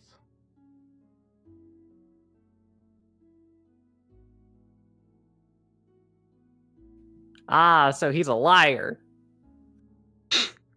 You haven't asked about his skin tone yet. He hasn't lied about shit. Just ask people that. You know what? It's not PC. You are right. All I will say on my end of things Mm-hmm. is that now he's a traitor. We need to murder him. Okay. You know what? That's a reasonable assumption, and I like it. But anyway, oh boy, no. I get to eat. But essentially, everybody's going to hear Seer like speak in a higher pitch than they usually do to make it like a different voice as they translate for all the group. They will, you know, have everybody learn their names that they would be called in Giant, essentially. Okay, I like that. All right. If you don't ask about his skin tone, we can go towards the obelisk here. As you guys reach the crown of this mountain. Again, just as a reminder, imagine like a zoomed out shot of the mountain. Much like Crazy Horse, we see like this titan carved in his full armor and reeling back a spear mid-throw. That's what's carved into this mountain. And as we zoom in closer to the head of this statue carved into the mountain, at the very top of his helm, as a part of the carving, there's a obelisk built in to the helm. And you notice within the area that there is a figure standing before the Black Obelisk, trailing like with a bright pink index finger across like the carvings of the obelisk. Their back is towards you, and it's really hard to see who they are, what they are. As they stand before it, you are all 120 feet away from this individual. And as the giant makes his way up, he begins to scratch his beard and just says, "That is unusual. Not many pilgrims come to see Obelisk."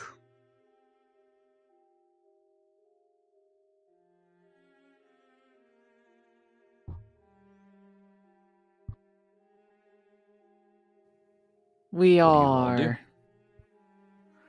are a unique bunch. I'd like to try and get a closer look at this figure at the base of the obelisk. You would need to come closer. Do you go closer?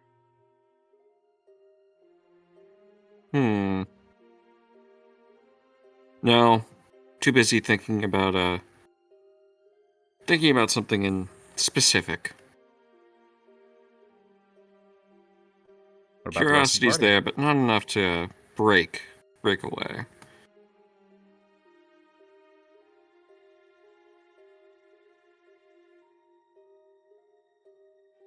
Does anyone want to say something to the giant that Seer can scream at them? Yeah, if you guys don't do anything, the giant is going to start moving forward to the individual. I mean, I know I would ask, like, what is that one's name, essentially? I do not know. I will figure it out. I can join you, though it depends on the rest. Well, then again, picks up the little bits and pieces remaining of, like, Spanky, who was, like, shattered so that they could contact Eddie, being like, yo, I know I only have the shell phone, like, speaker, but I can make it work. Okay. I'm gonna go with Seer just to. Okay. It sounds like the party as a whole is moving towards them. I just wanted to give you a moment to make your own decisions before moving you forward. Okay. Seer puts on their gloves, pulls out a hand Unless there's emphatic protest, I'm going to move forward here. So you all begin to approach the figure as they're studying the obelisk. And you make no attempts to come in stealthy, especially not with a fucking giant by your side. And as you approach here, you see that the individual turns around with a goofy smile. What you see is a pink flesh, very round spectacles, very large, and the dye on these spectacles, like sunglasses, are blue with splotches of white, much like looking out into space. They have a very long beard as well, with a simple tie near the bottom. They wear robes, and there's a glitter again of stars in space imprinted onto the fabric. And they turn around, look at you as you approach, and they hail you. They try a few languages before they land on yours. I'm actually not going to specify the languages unless any of you would know them, and I don't believe anyone knows them, but he at least attempts 3 languages before landing on common. I speak Dwarvish and Draconic. I No. know Primordial, Giant. Same. I know deep Druidic speech. and celestial. Yeah, there we go. All right, actually all 3 languages. So he starts off with celestial, then infernal, then a primordial. I'm not sure if anyone has infernal, but it's such a common language. You might have heard it from a demon. Those are the 3 languages that he tests out before he lands onto common. And what he says is something along the lines of, "Hello there, my friends. It is good to see you. Come, come." I'm motioning you to come forward here. You know, I'd probably help if I. How Mhm. strange. Eddie does move forward. Okay. Yeah, you're moving forward. He's beckoning you forward. I would say you guys come within 30-ish feet. And he's making a lot of hand gestures. But he says to you, "It is marvelous, no? Come see this. It is the obelisk. It tells quite the story." A story? Yes. It is story of creation. Of our world.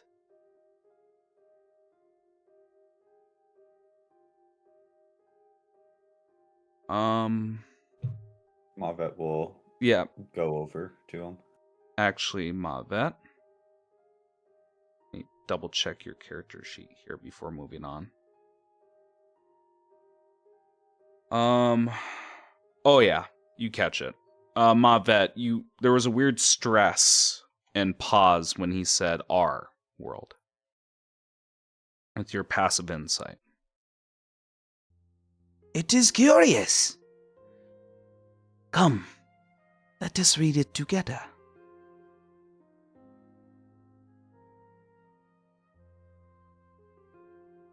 And again, he doesn't, as you guys get closer and closer, moving 30 to 15, 10, 5, he doesn't ambush you, doesn't cast a spell suddenly that you would be able to perceive. Like, everything seems safe. Seems like you met 2 friendly people on your pilgrimage to Obelisk.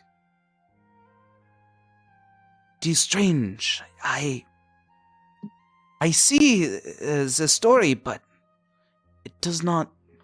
It feels incomplete, yes? And he points at the obelisk. There are more chapters, but even within this chapter, it's missing segments, parts. I'm missing something, and I do not know what it is. Well, if I had to make a guess, either it's written in a different part of the obelisk, or the other pieces are on one of the other 2. That was what I was thinking. I went to other one, and It does not have missing chunks. This is my second go-round. And he scratches his beard. I am missing piece of puzzle. It's not clear.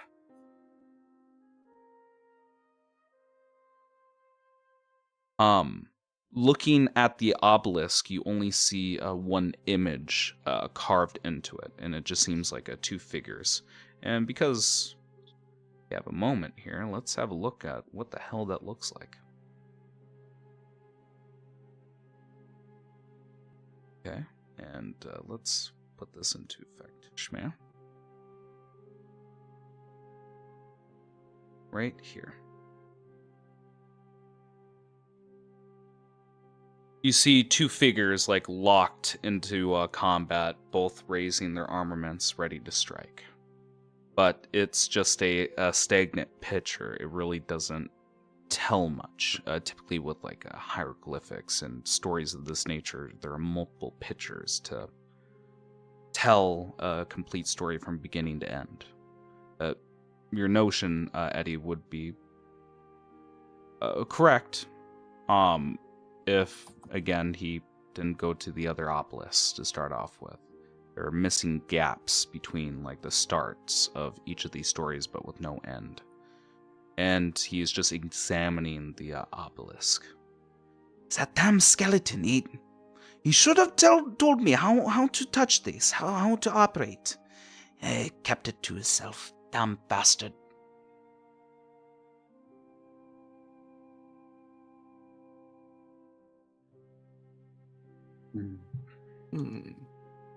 But yeah, if you guys don't know what to do here, what to interact with, you guys can make a check. This would be Arcana. What's the check? Arcana. Oh, okay. Mm-hmm. Hold on. I'm trying to see if Orangelli did tell us how to deal with them. I could definitely do an Arcana check. The reason why I haven't been saying a lot is because I also, for some reason, got kicked out of the game for some reason, so I'm double checking. That's fine. I wonder Can I if make a the religion obelisk check can to see actually if it has what we're anything to do doing. with that? One more time, Eddie. I wonder if the obelisk can see what we're doing, and Ooh. we just need to imitate what's on the obelisk. Okay. Okay. He says we just have to touch them. Okay. And do you attempt to touch the obelisk?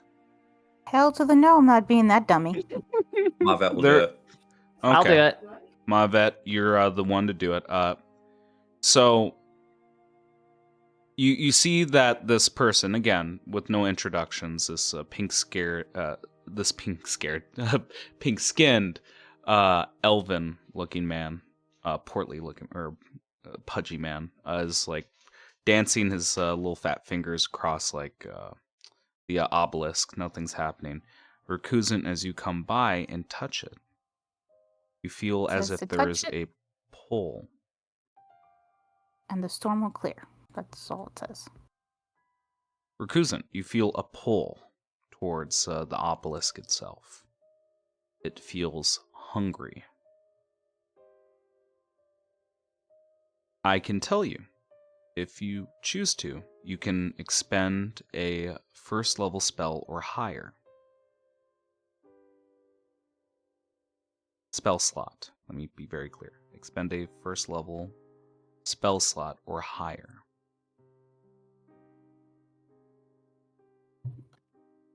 Okay, I will. What level? I'll spend a third level. Oof. As you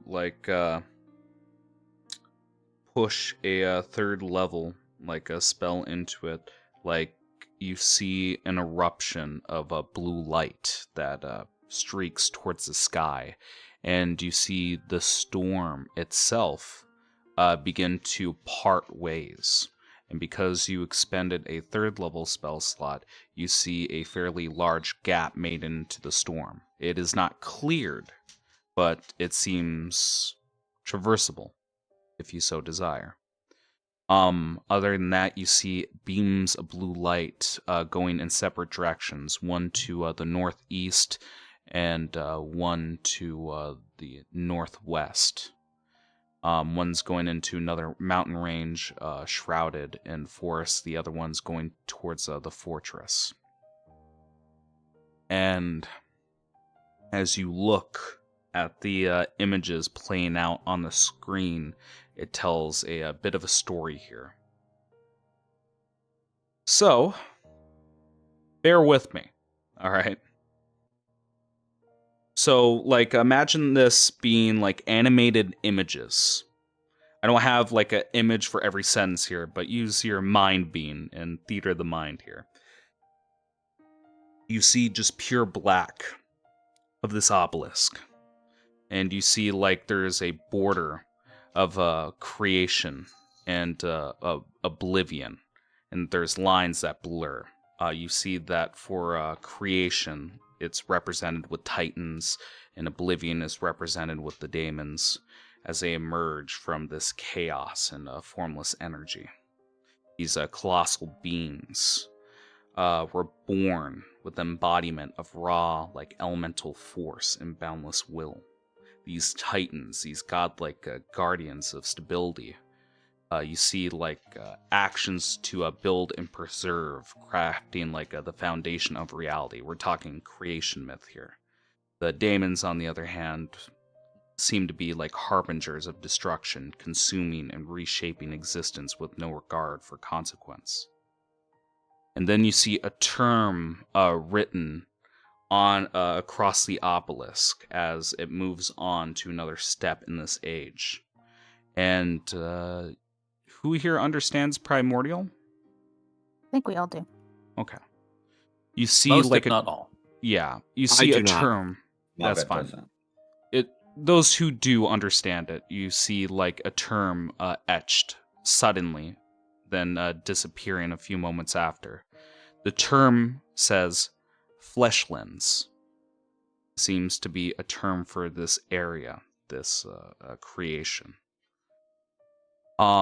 As these primordial forces clash, you see like there's a conflict that tears through the void, shaping these fleshlands. The Titan's forms become mountains, rivers, and vast unyielding plateaus. Let me switch it up here before I can. Here we go.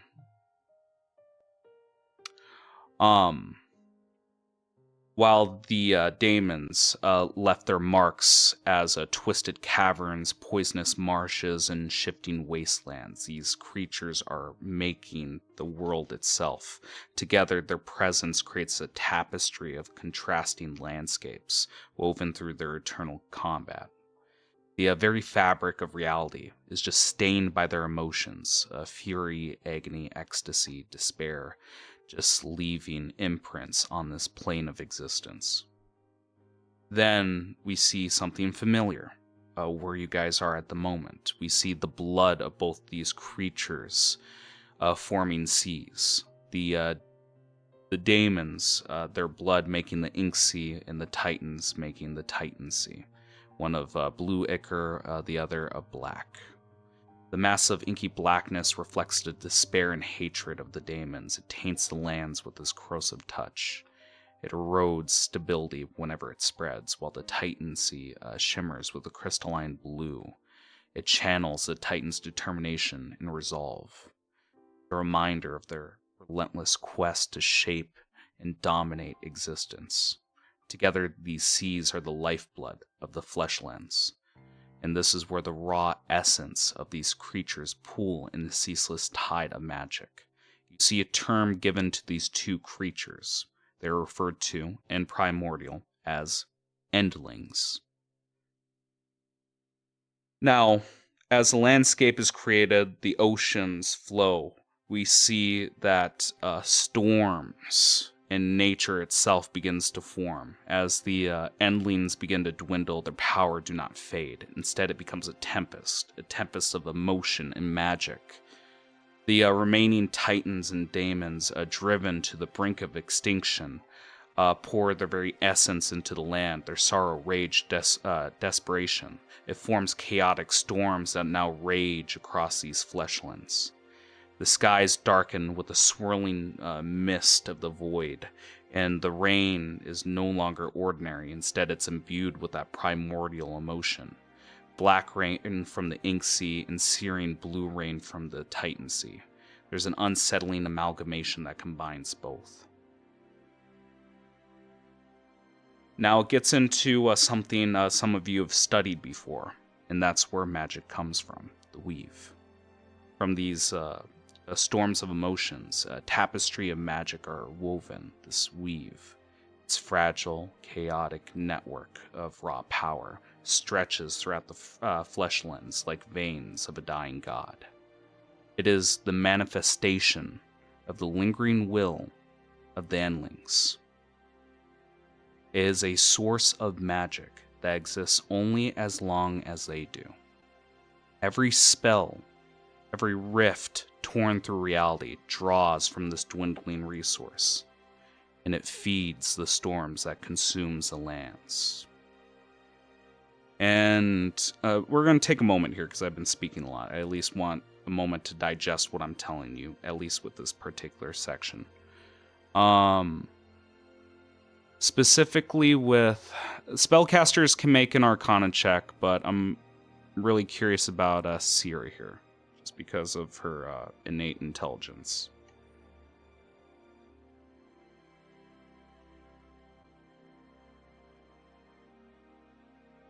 Temple of taught us anything remotely close to this? Oh, what a pretty die. Let me get this roll on the roll because I Natural finally 20. got back into the game. Natural Oh my 20. gosh, that's beautiful. Also, that's cool. Yes, I realized my dice were not customized for this game, so I went and customized them. Small things in life. You can customize your dice. And towards yes. In the settings. Everyone besides Gumo so far, don't perceive this as a lack of intelligence. Just imagine it like the players, just an information overload. It is just a lot to take in, and it's very fast. Okay. I will also say towards that, while he is I not will burn exactly an intelligent, inspiration. Go right ahead.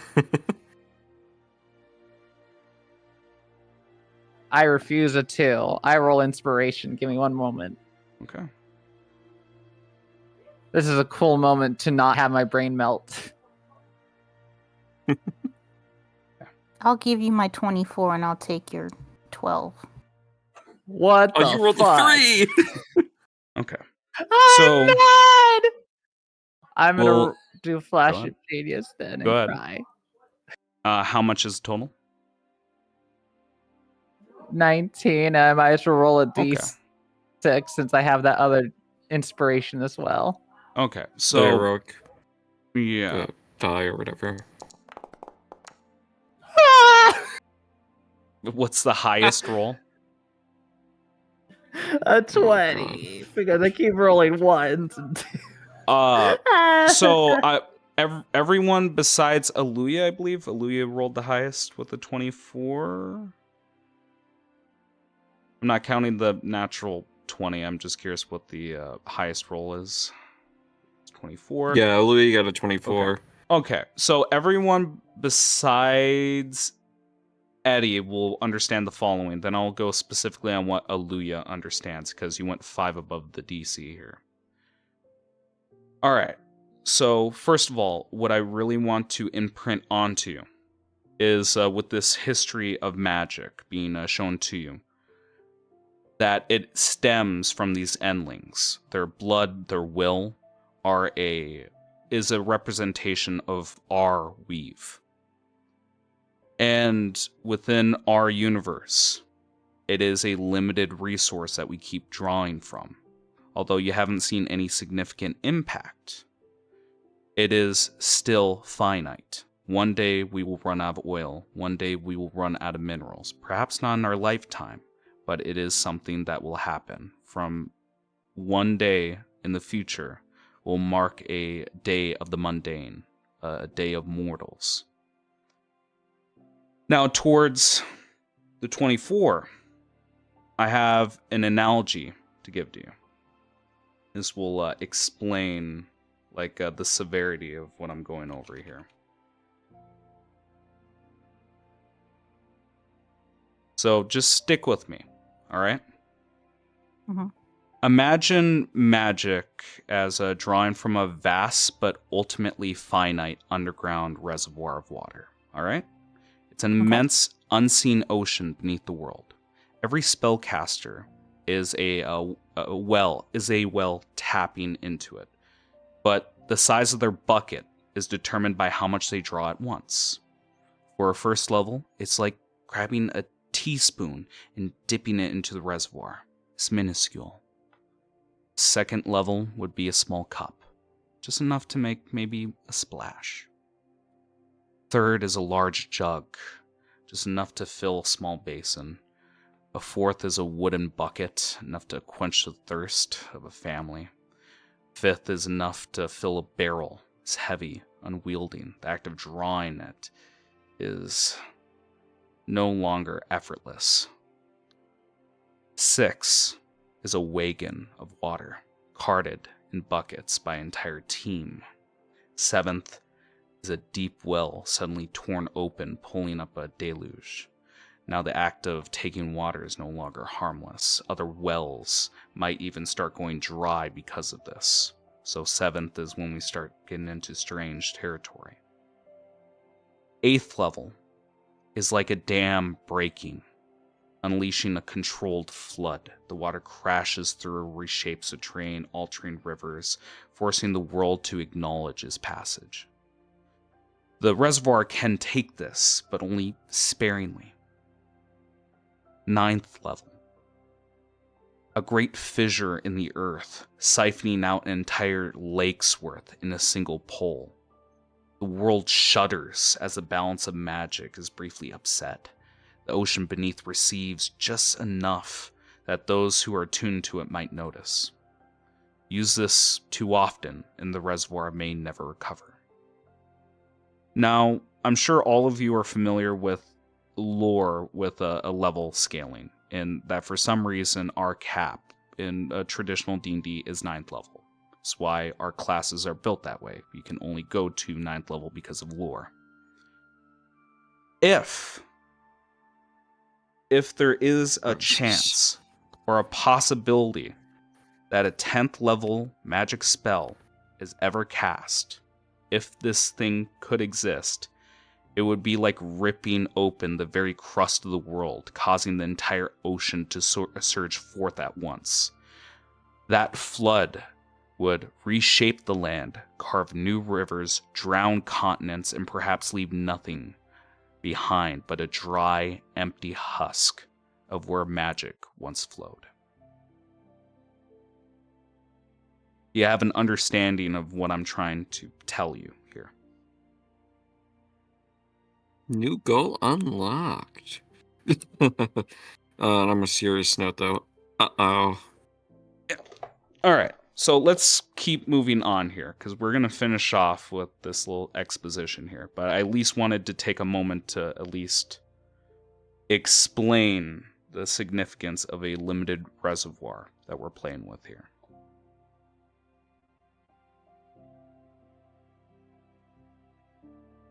It moves on to a black mist.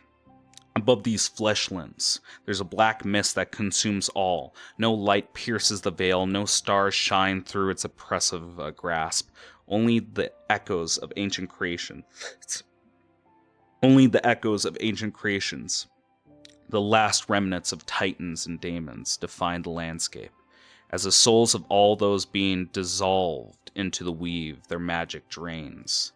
And you see planar travelers seeking to harness this power. But in doing so, they hasten the end. Once the last fragment of the Endlings' essence fades, the fleshlands falls to silence, devoid of magic and life. And you see that there's this cycle of creation and annihilation. Many whispers of the Endlings were not merely born to end, they're born to create. Their war was not a conflict of destruction, but a process of violent forging of existence. Each clash, each death was a step towards a new order. Whether the cycle is a curse or a divine purpose remains to be unseen. But the echoes of their creation still resonates across every corner of this world. And it finishes with marking the age. This is considered the first stage and is titled The Reign of the Endlings.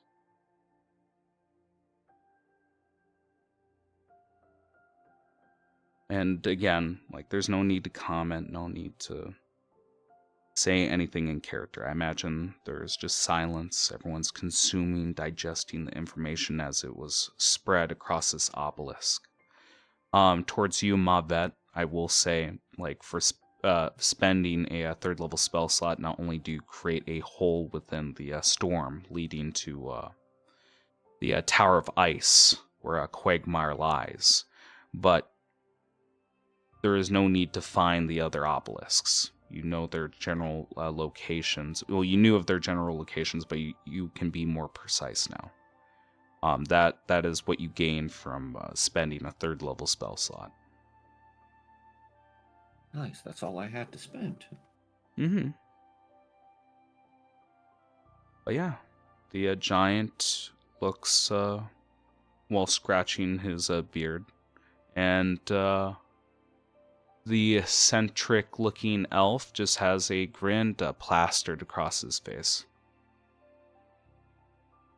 It is very interesting. I cannot believe my eyes. And again, he like takes off his glasses, rubs them off, puts them back on.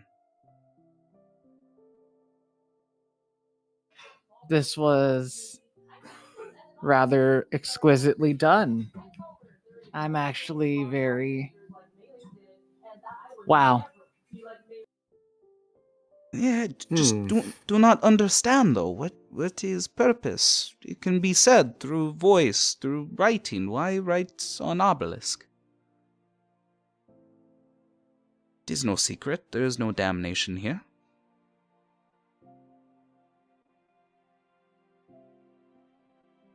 Perhaps so someone doesn't try and, well, dump the well at once?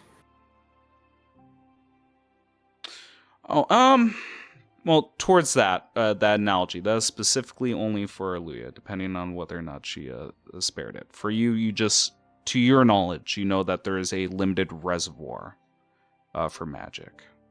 I would Even tell with that the to nat Yeah, 20? exactly. Yeah. Yep. The seer It's and Eddie, because 'cause 24 was the only one that exceeded the DC by 5. Huh? Mm-hmm. But yeah, it's Makes sense irrelevant. why. Aluya still shares. Go ahead.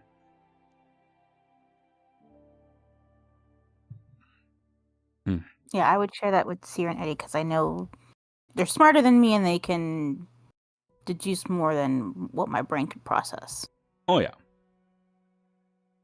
He just scratches his beard. Like, again, during the explanation, he might even just say something along the lines of,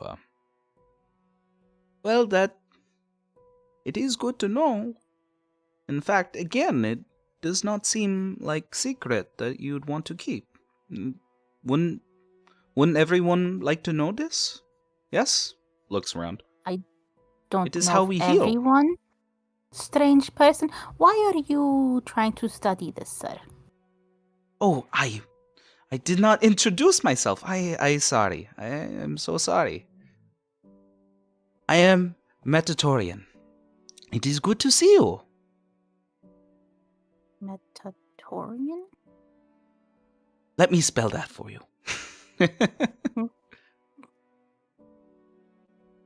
I am Well, is... Metorian. Oh, go on. No, I am Metorian. Metatorian. Metorian. Oh. Metorium. Ah, okay. Well met, I would say, in many ways of things, but we learned a lot of things, all of us did at this moment.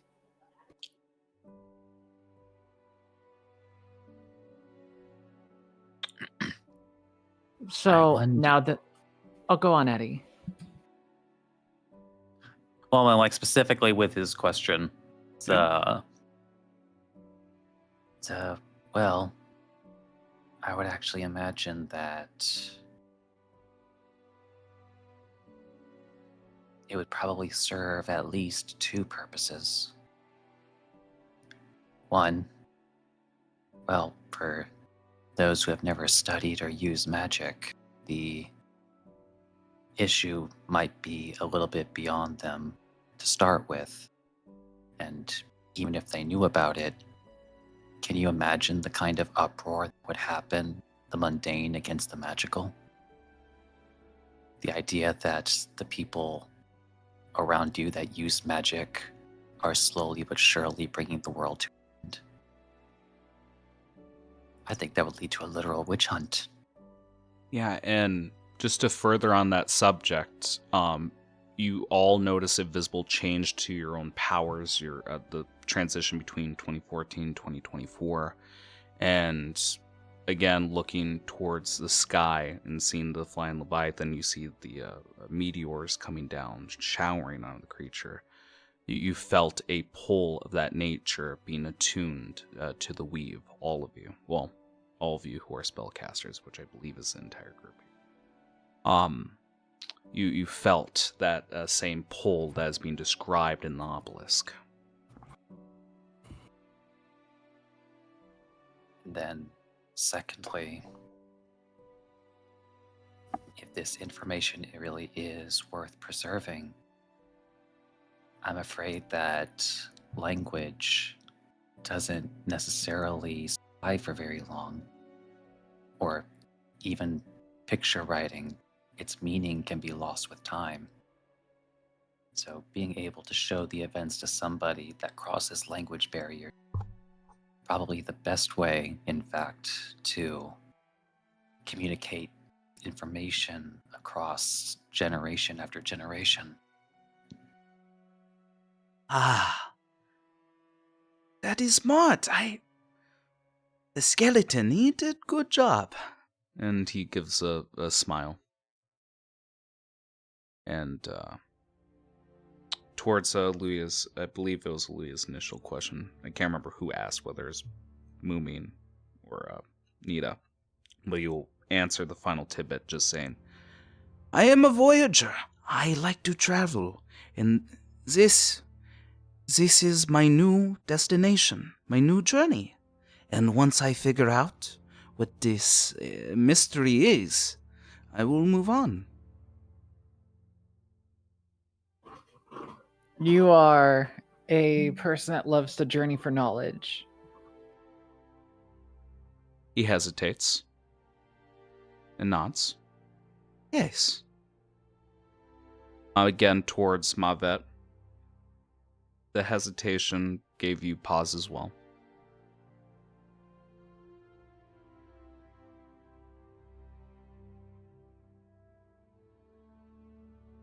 I like to So see that's new it. sights.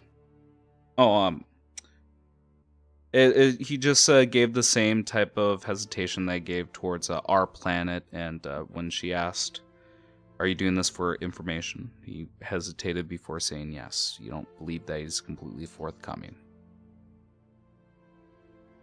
So, why did you hesitate another time? I do not know what you mean, Janasi. And again, this is one of the few people that have called your appearance out and deduced what you are rather than your general appearance. I am just a traveler. Insight check. You may.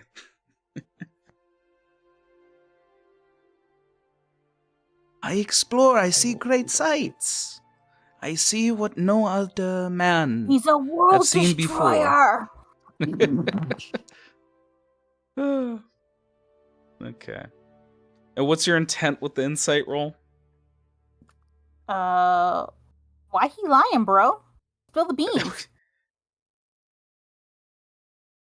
Can't give you that much information, but let's see. What can I give you?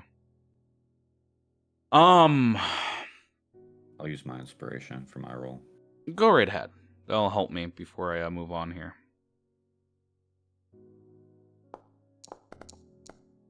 Nice. Okay, so with a 24 and a 22, this is what I can give to both of you. is he does seem honest that he is a voyager, a traveler, that he pilgrims from land to land. It's just where he is hesitating, where he is pumping the brakes, is his reason for exploring, as well as where he comes from, his own homeland. So you travel from land to land, No, but are all these lands upon this world, or even upon this plane? Yes, I love traveling this world. I have traveled all over. What other lands What's your or places have you traveled not of this world?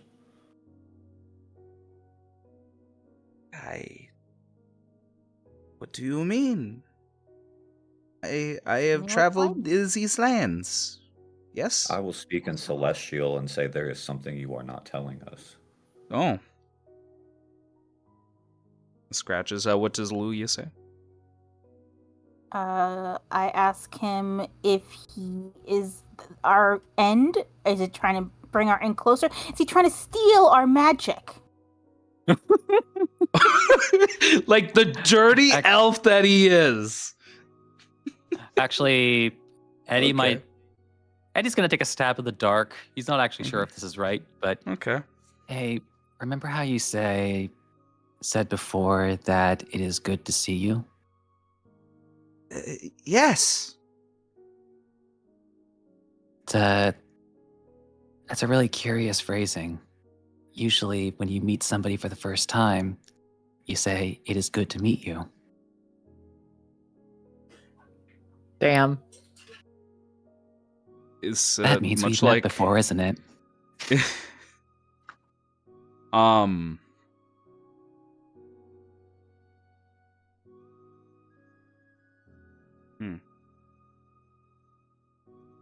Do you think like he has magic and it moves him back and forth? Like he can be here, he can be there, and he used too much and now he must steal it all from us.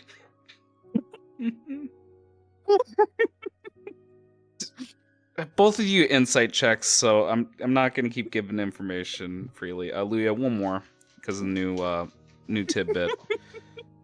Eddie,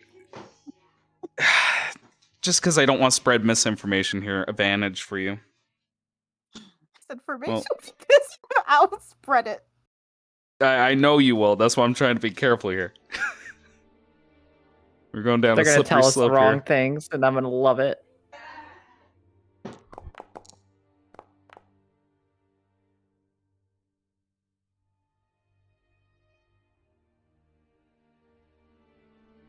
Sorry, what'd you say the roll was again? Insight. Aluya. Yeah.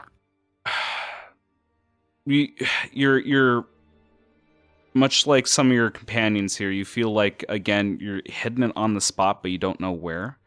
You feel like a part of your statement is incorrect. But he can't meet your gaze for the accusation. You will tell me everything I need to know. Like I said, I like to see great events. These lands, they have so much to offer. Yes? I would like to Yes. use my ability Okay. once everyone else is done. Okay. I'll wait for Eddie's roll, then we can go down yours. You said it was a normal roll, right? Advantage for you. I'll explain why post roll. Okay. Main reason I gave you advantage is you were mostly correct. You have the feeling that if there was an occasion where you've met him, that like something was done to your memory, but more logically that he was waiting for you guys and he was anticipating the meeting to talk to you, that he knows of you. Although it's still up in the air with that role whether or not you have met before. I at least want to cause stress on certain parts of your particular accusation. Do you have any hero points to add to that? I mean, honestly, like above table, there are two distinct possibilities that are both, at least in my mind, equally possible. It's like without extra information. It's like, but I feel like that would send the whole party down a whole rabbit hole. Yeah. And Eddie knows this. So he's going to wait for he's going to wait. Actually, no, I guess he doesn't necessarily have to wait. It's like, Seer, you have a message. Okay. Check your mail. It's like, Beep, like, beep, beep, beep. like specifically the message cantrip. I know, I'm making a joke. Gotcha. It's like, well, either a lot more people know about us traveling than we thought, or we could be dealing with a time traveler. Somebody tell Aluya that. That would explain why he's being tight-lipped, because if he were to reveal such things, he could, well, how would I describe it? Ruin the fabrics of things he wants to observe without causing a massive impact. Friends. So then we're in agreement. There's So then no we're in agreement need that for we're not going to talk this. about it. We are going to give him the biggest excuse imaginable. Eddie, I think you know what you can say. Again, it looks as if you're cornering him. Again, you guys have a giant. You're outnumbering him, and his back is towards a fucking obelisk. He has his hands in the air. He's like, friends. There is no need for this. We have learned so much. Ivan! Oh, you know what? I think I remember now. I think he visited my father once upon a time. Maybe I travel here and there. I could have met your father. He's a good man.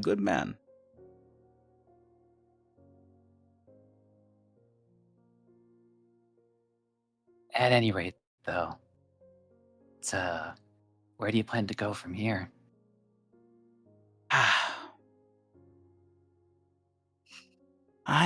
Speak up, time magician. Time magician. Aluya doesn't know that part. It's Well, I just a guessed random it. insult that she's throwing. Yeah, and I called them people. Okay, he will just look towards again the shower on the flying leviathan, and he will just say, I plan on wandering. I shall wander the surface and stargaze. I'm using the Nexus on him. Okay,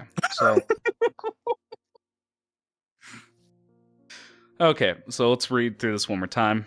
You create a emotional connection. Maintain simultaneous links equal to your wisdom modifier. A creature can willingly accept this bond. They'll gain a bonus to their saving throws against mind controlling and emotional effects, both magical and supernatural. Bonus is equal to Mavet's wisdom modifier. And Mavet is always aware of the linked creature's emotional state. If the creature is unaware of the bond or unwilling to establish it, they'll make a charisma saving throw. All right. And I assume you're not going to announce that you're doing this? Well, when I was trying to speak to him in Celestial, saying there's something you're not telling us, I would continue in Celestial so the party wouldn't know. Is me and you are to speak and feel one another. So I hope you willingly accept this gift. He shakes his If head. not, Do he you shakes force his head. it? Yeah, shakes his head. Yeah, I force it. Okay. DC 17.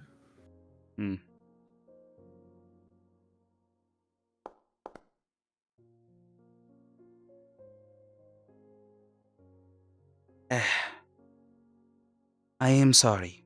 Good day. And gives you a nod and Unless someone has counterspell, he teleports away, and you feel a shake within the reservoir because of the level of the spell.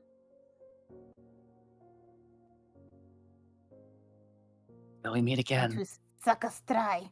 Yeah, you see, just to explain it, because I didn't want to get into the flavor if I was going to get interrupted here. Imagine like an explosion of a distant stars and glitter beginning to fall onto the ground.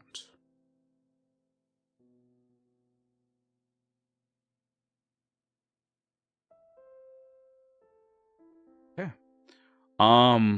Unless someone has a one-liner to finish up the session here.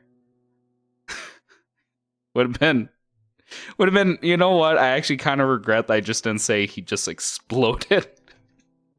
That would have been a hell of a way to end a fucking session. That would have been beautiful. What's in his mind? Did he really just fart and leave? Yeah. But yeah, like let's establish the scene one more time. We see the giant again, still examining the obelisk as all of that was going down. This mysterious stranger that you guys met spoke to you. It seemed pretty strange. Disappeared. And now you guys are left alone at the mountaintop with the other two obelisks in the distance on the surface. Along with, and if you so choose, you could now and every time going forward here, make your way to the ice tower. It is up to the group what they want to do on our next session. Does anyone have a one-liner?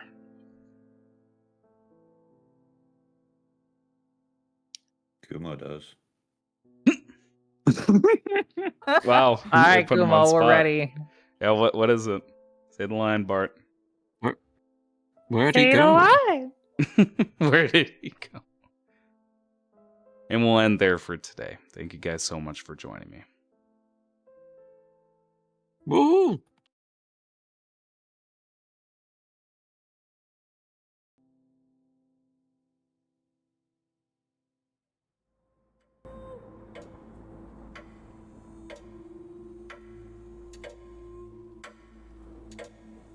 This has been House Common Blood. The intro and outro music is Oh My Dog by Savick, and any other music and sound effects used in this episode are royalty-free.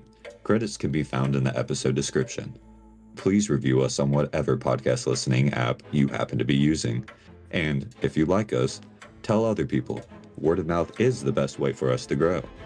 Thank you for joining us. Where is the fire?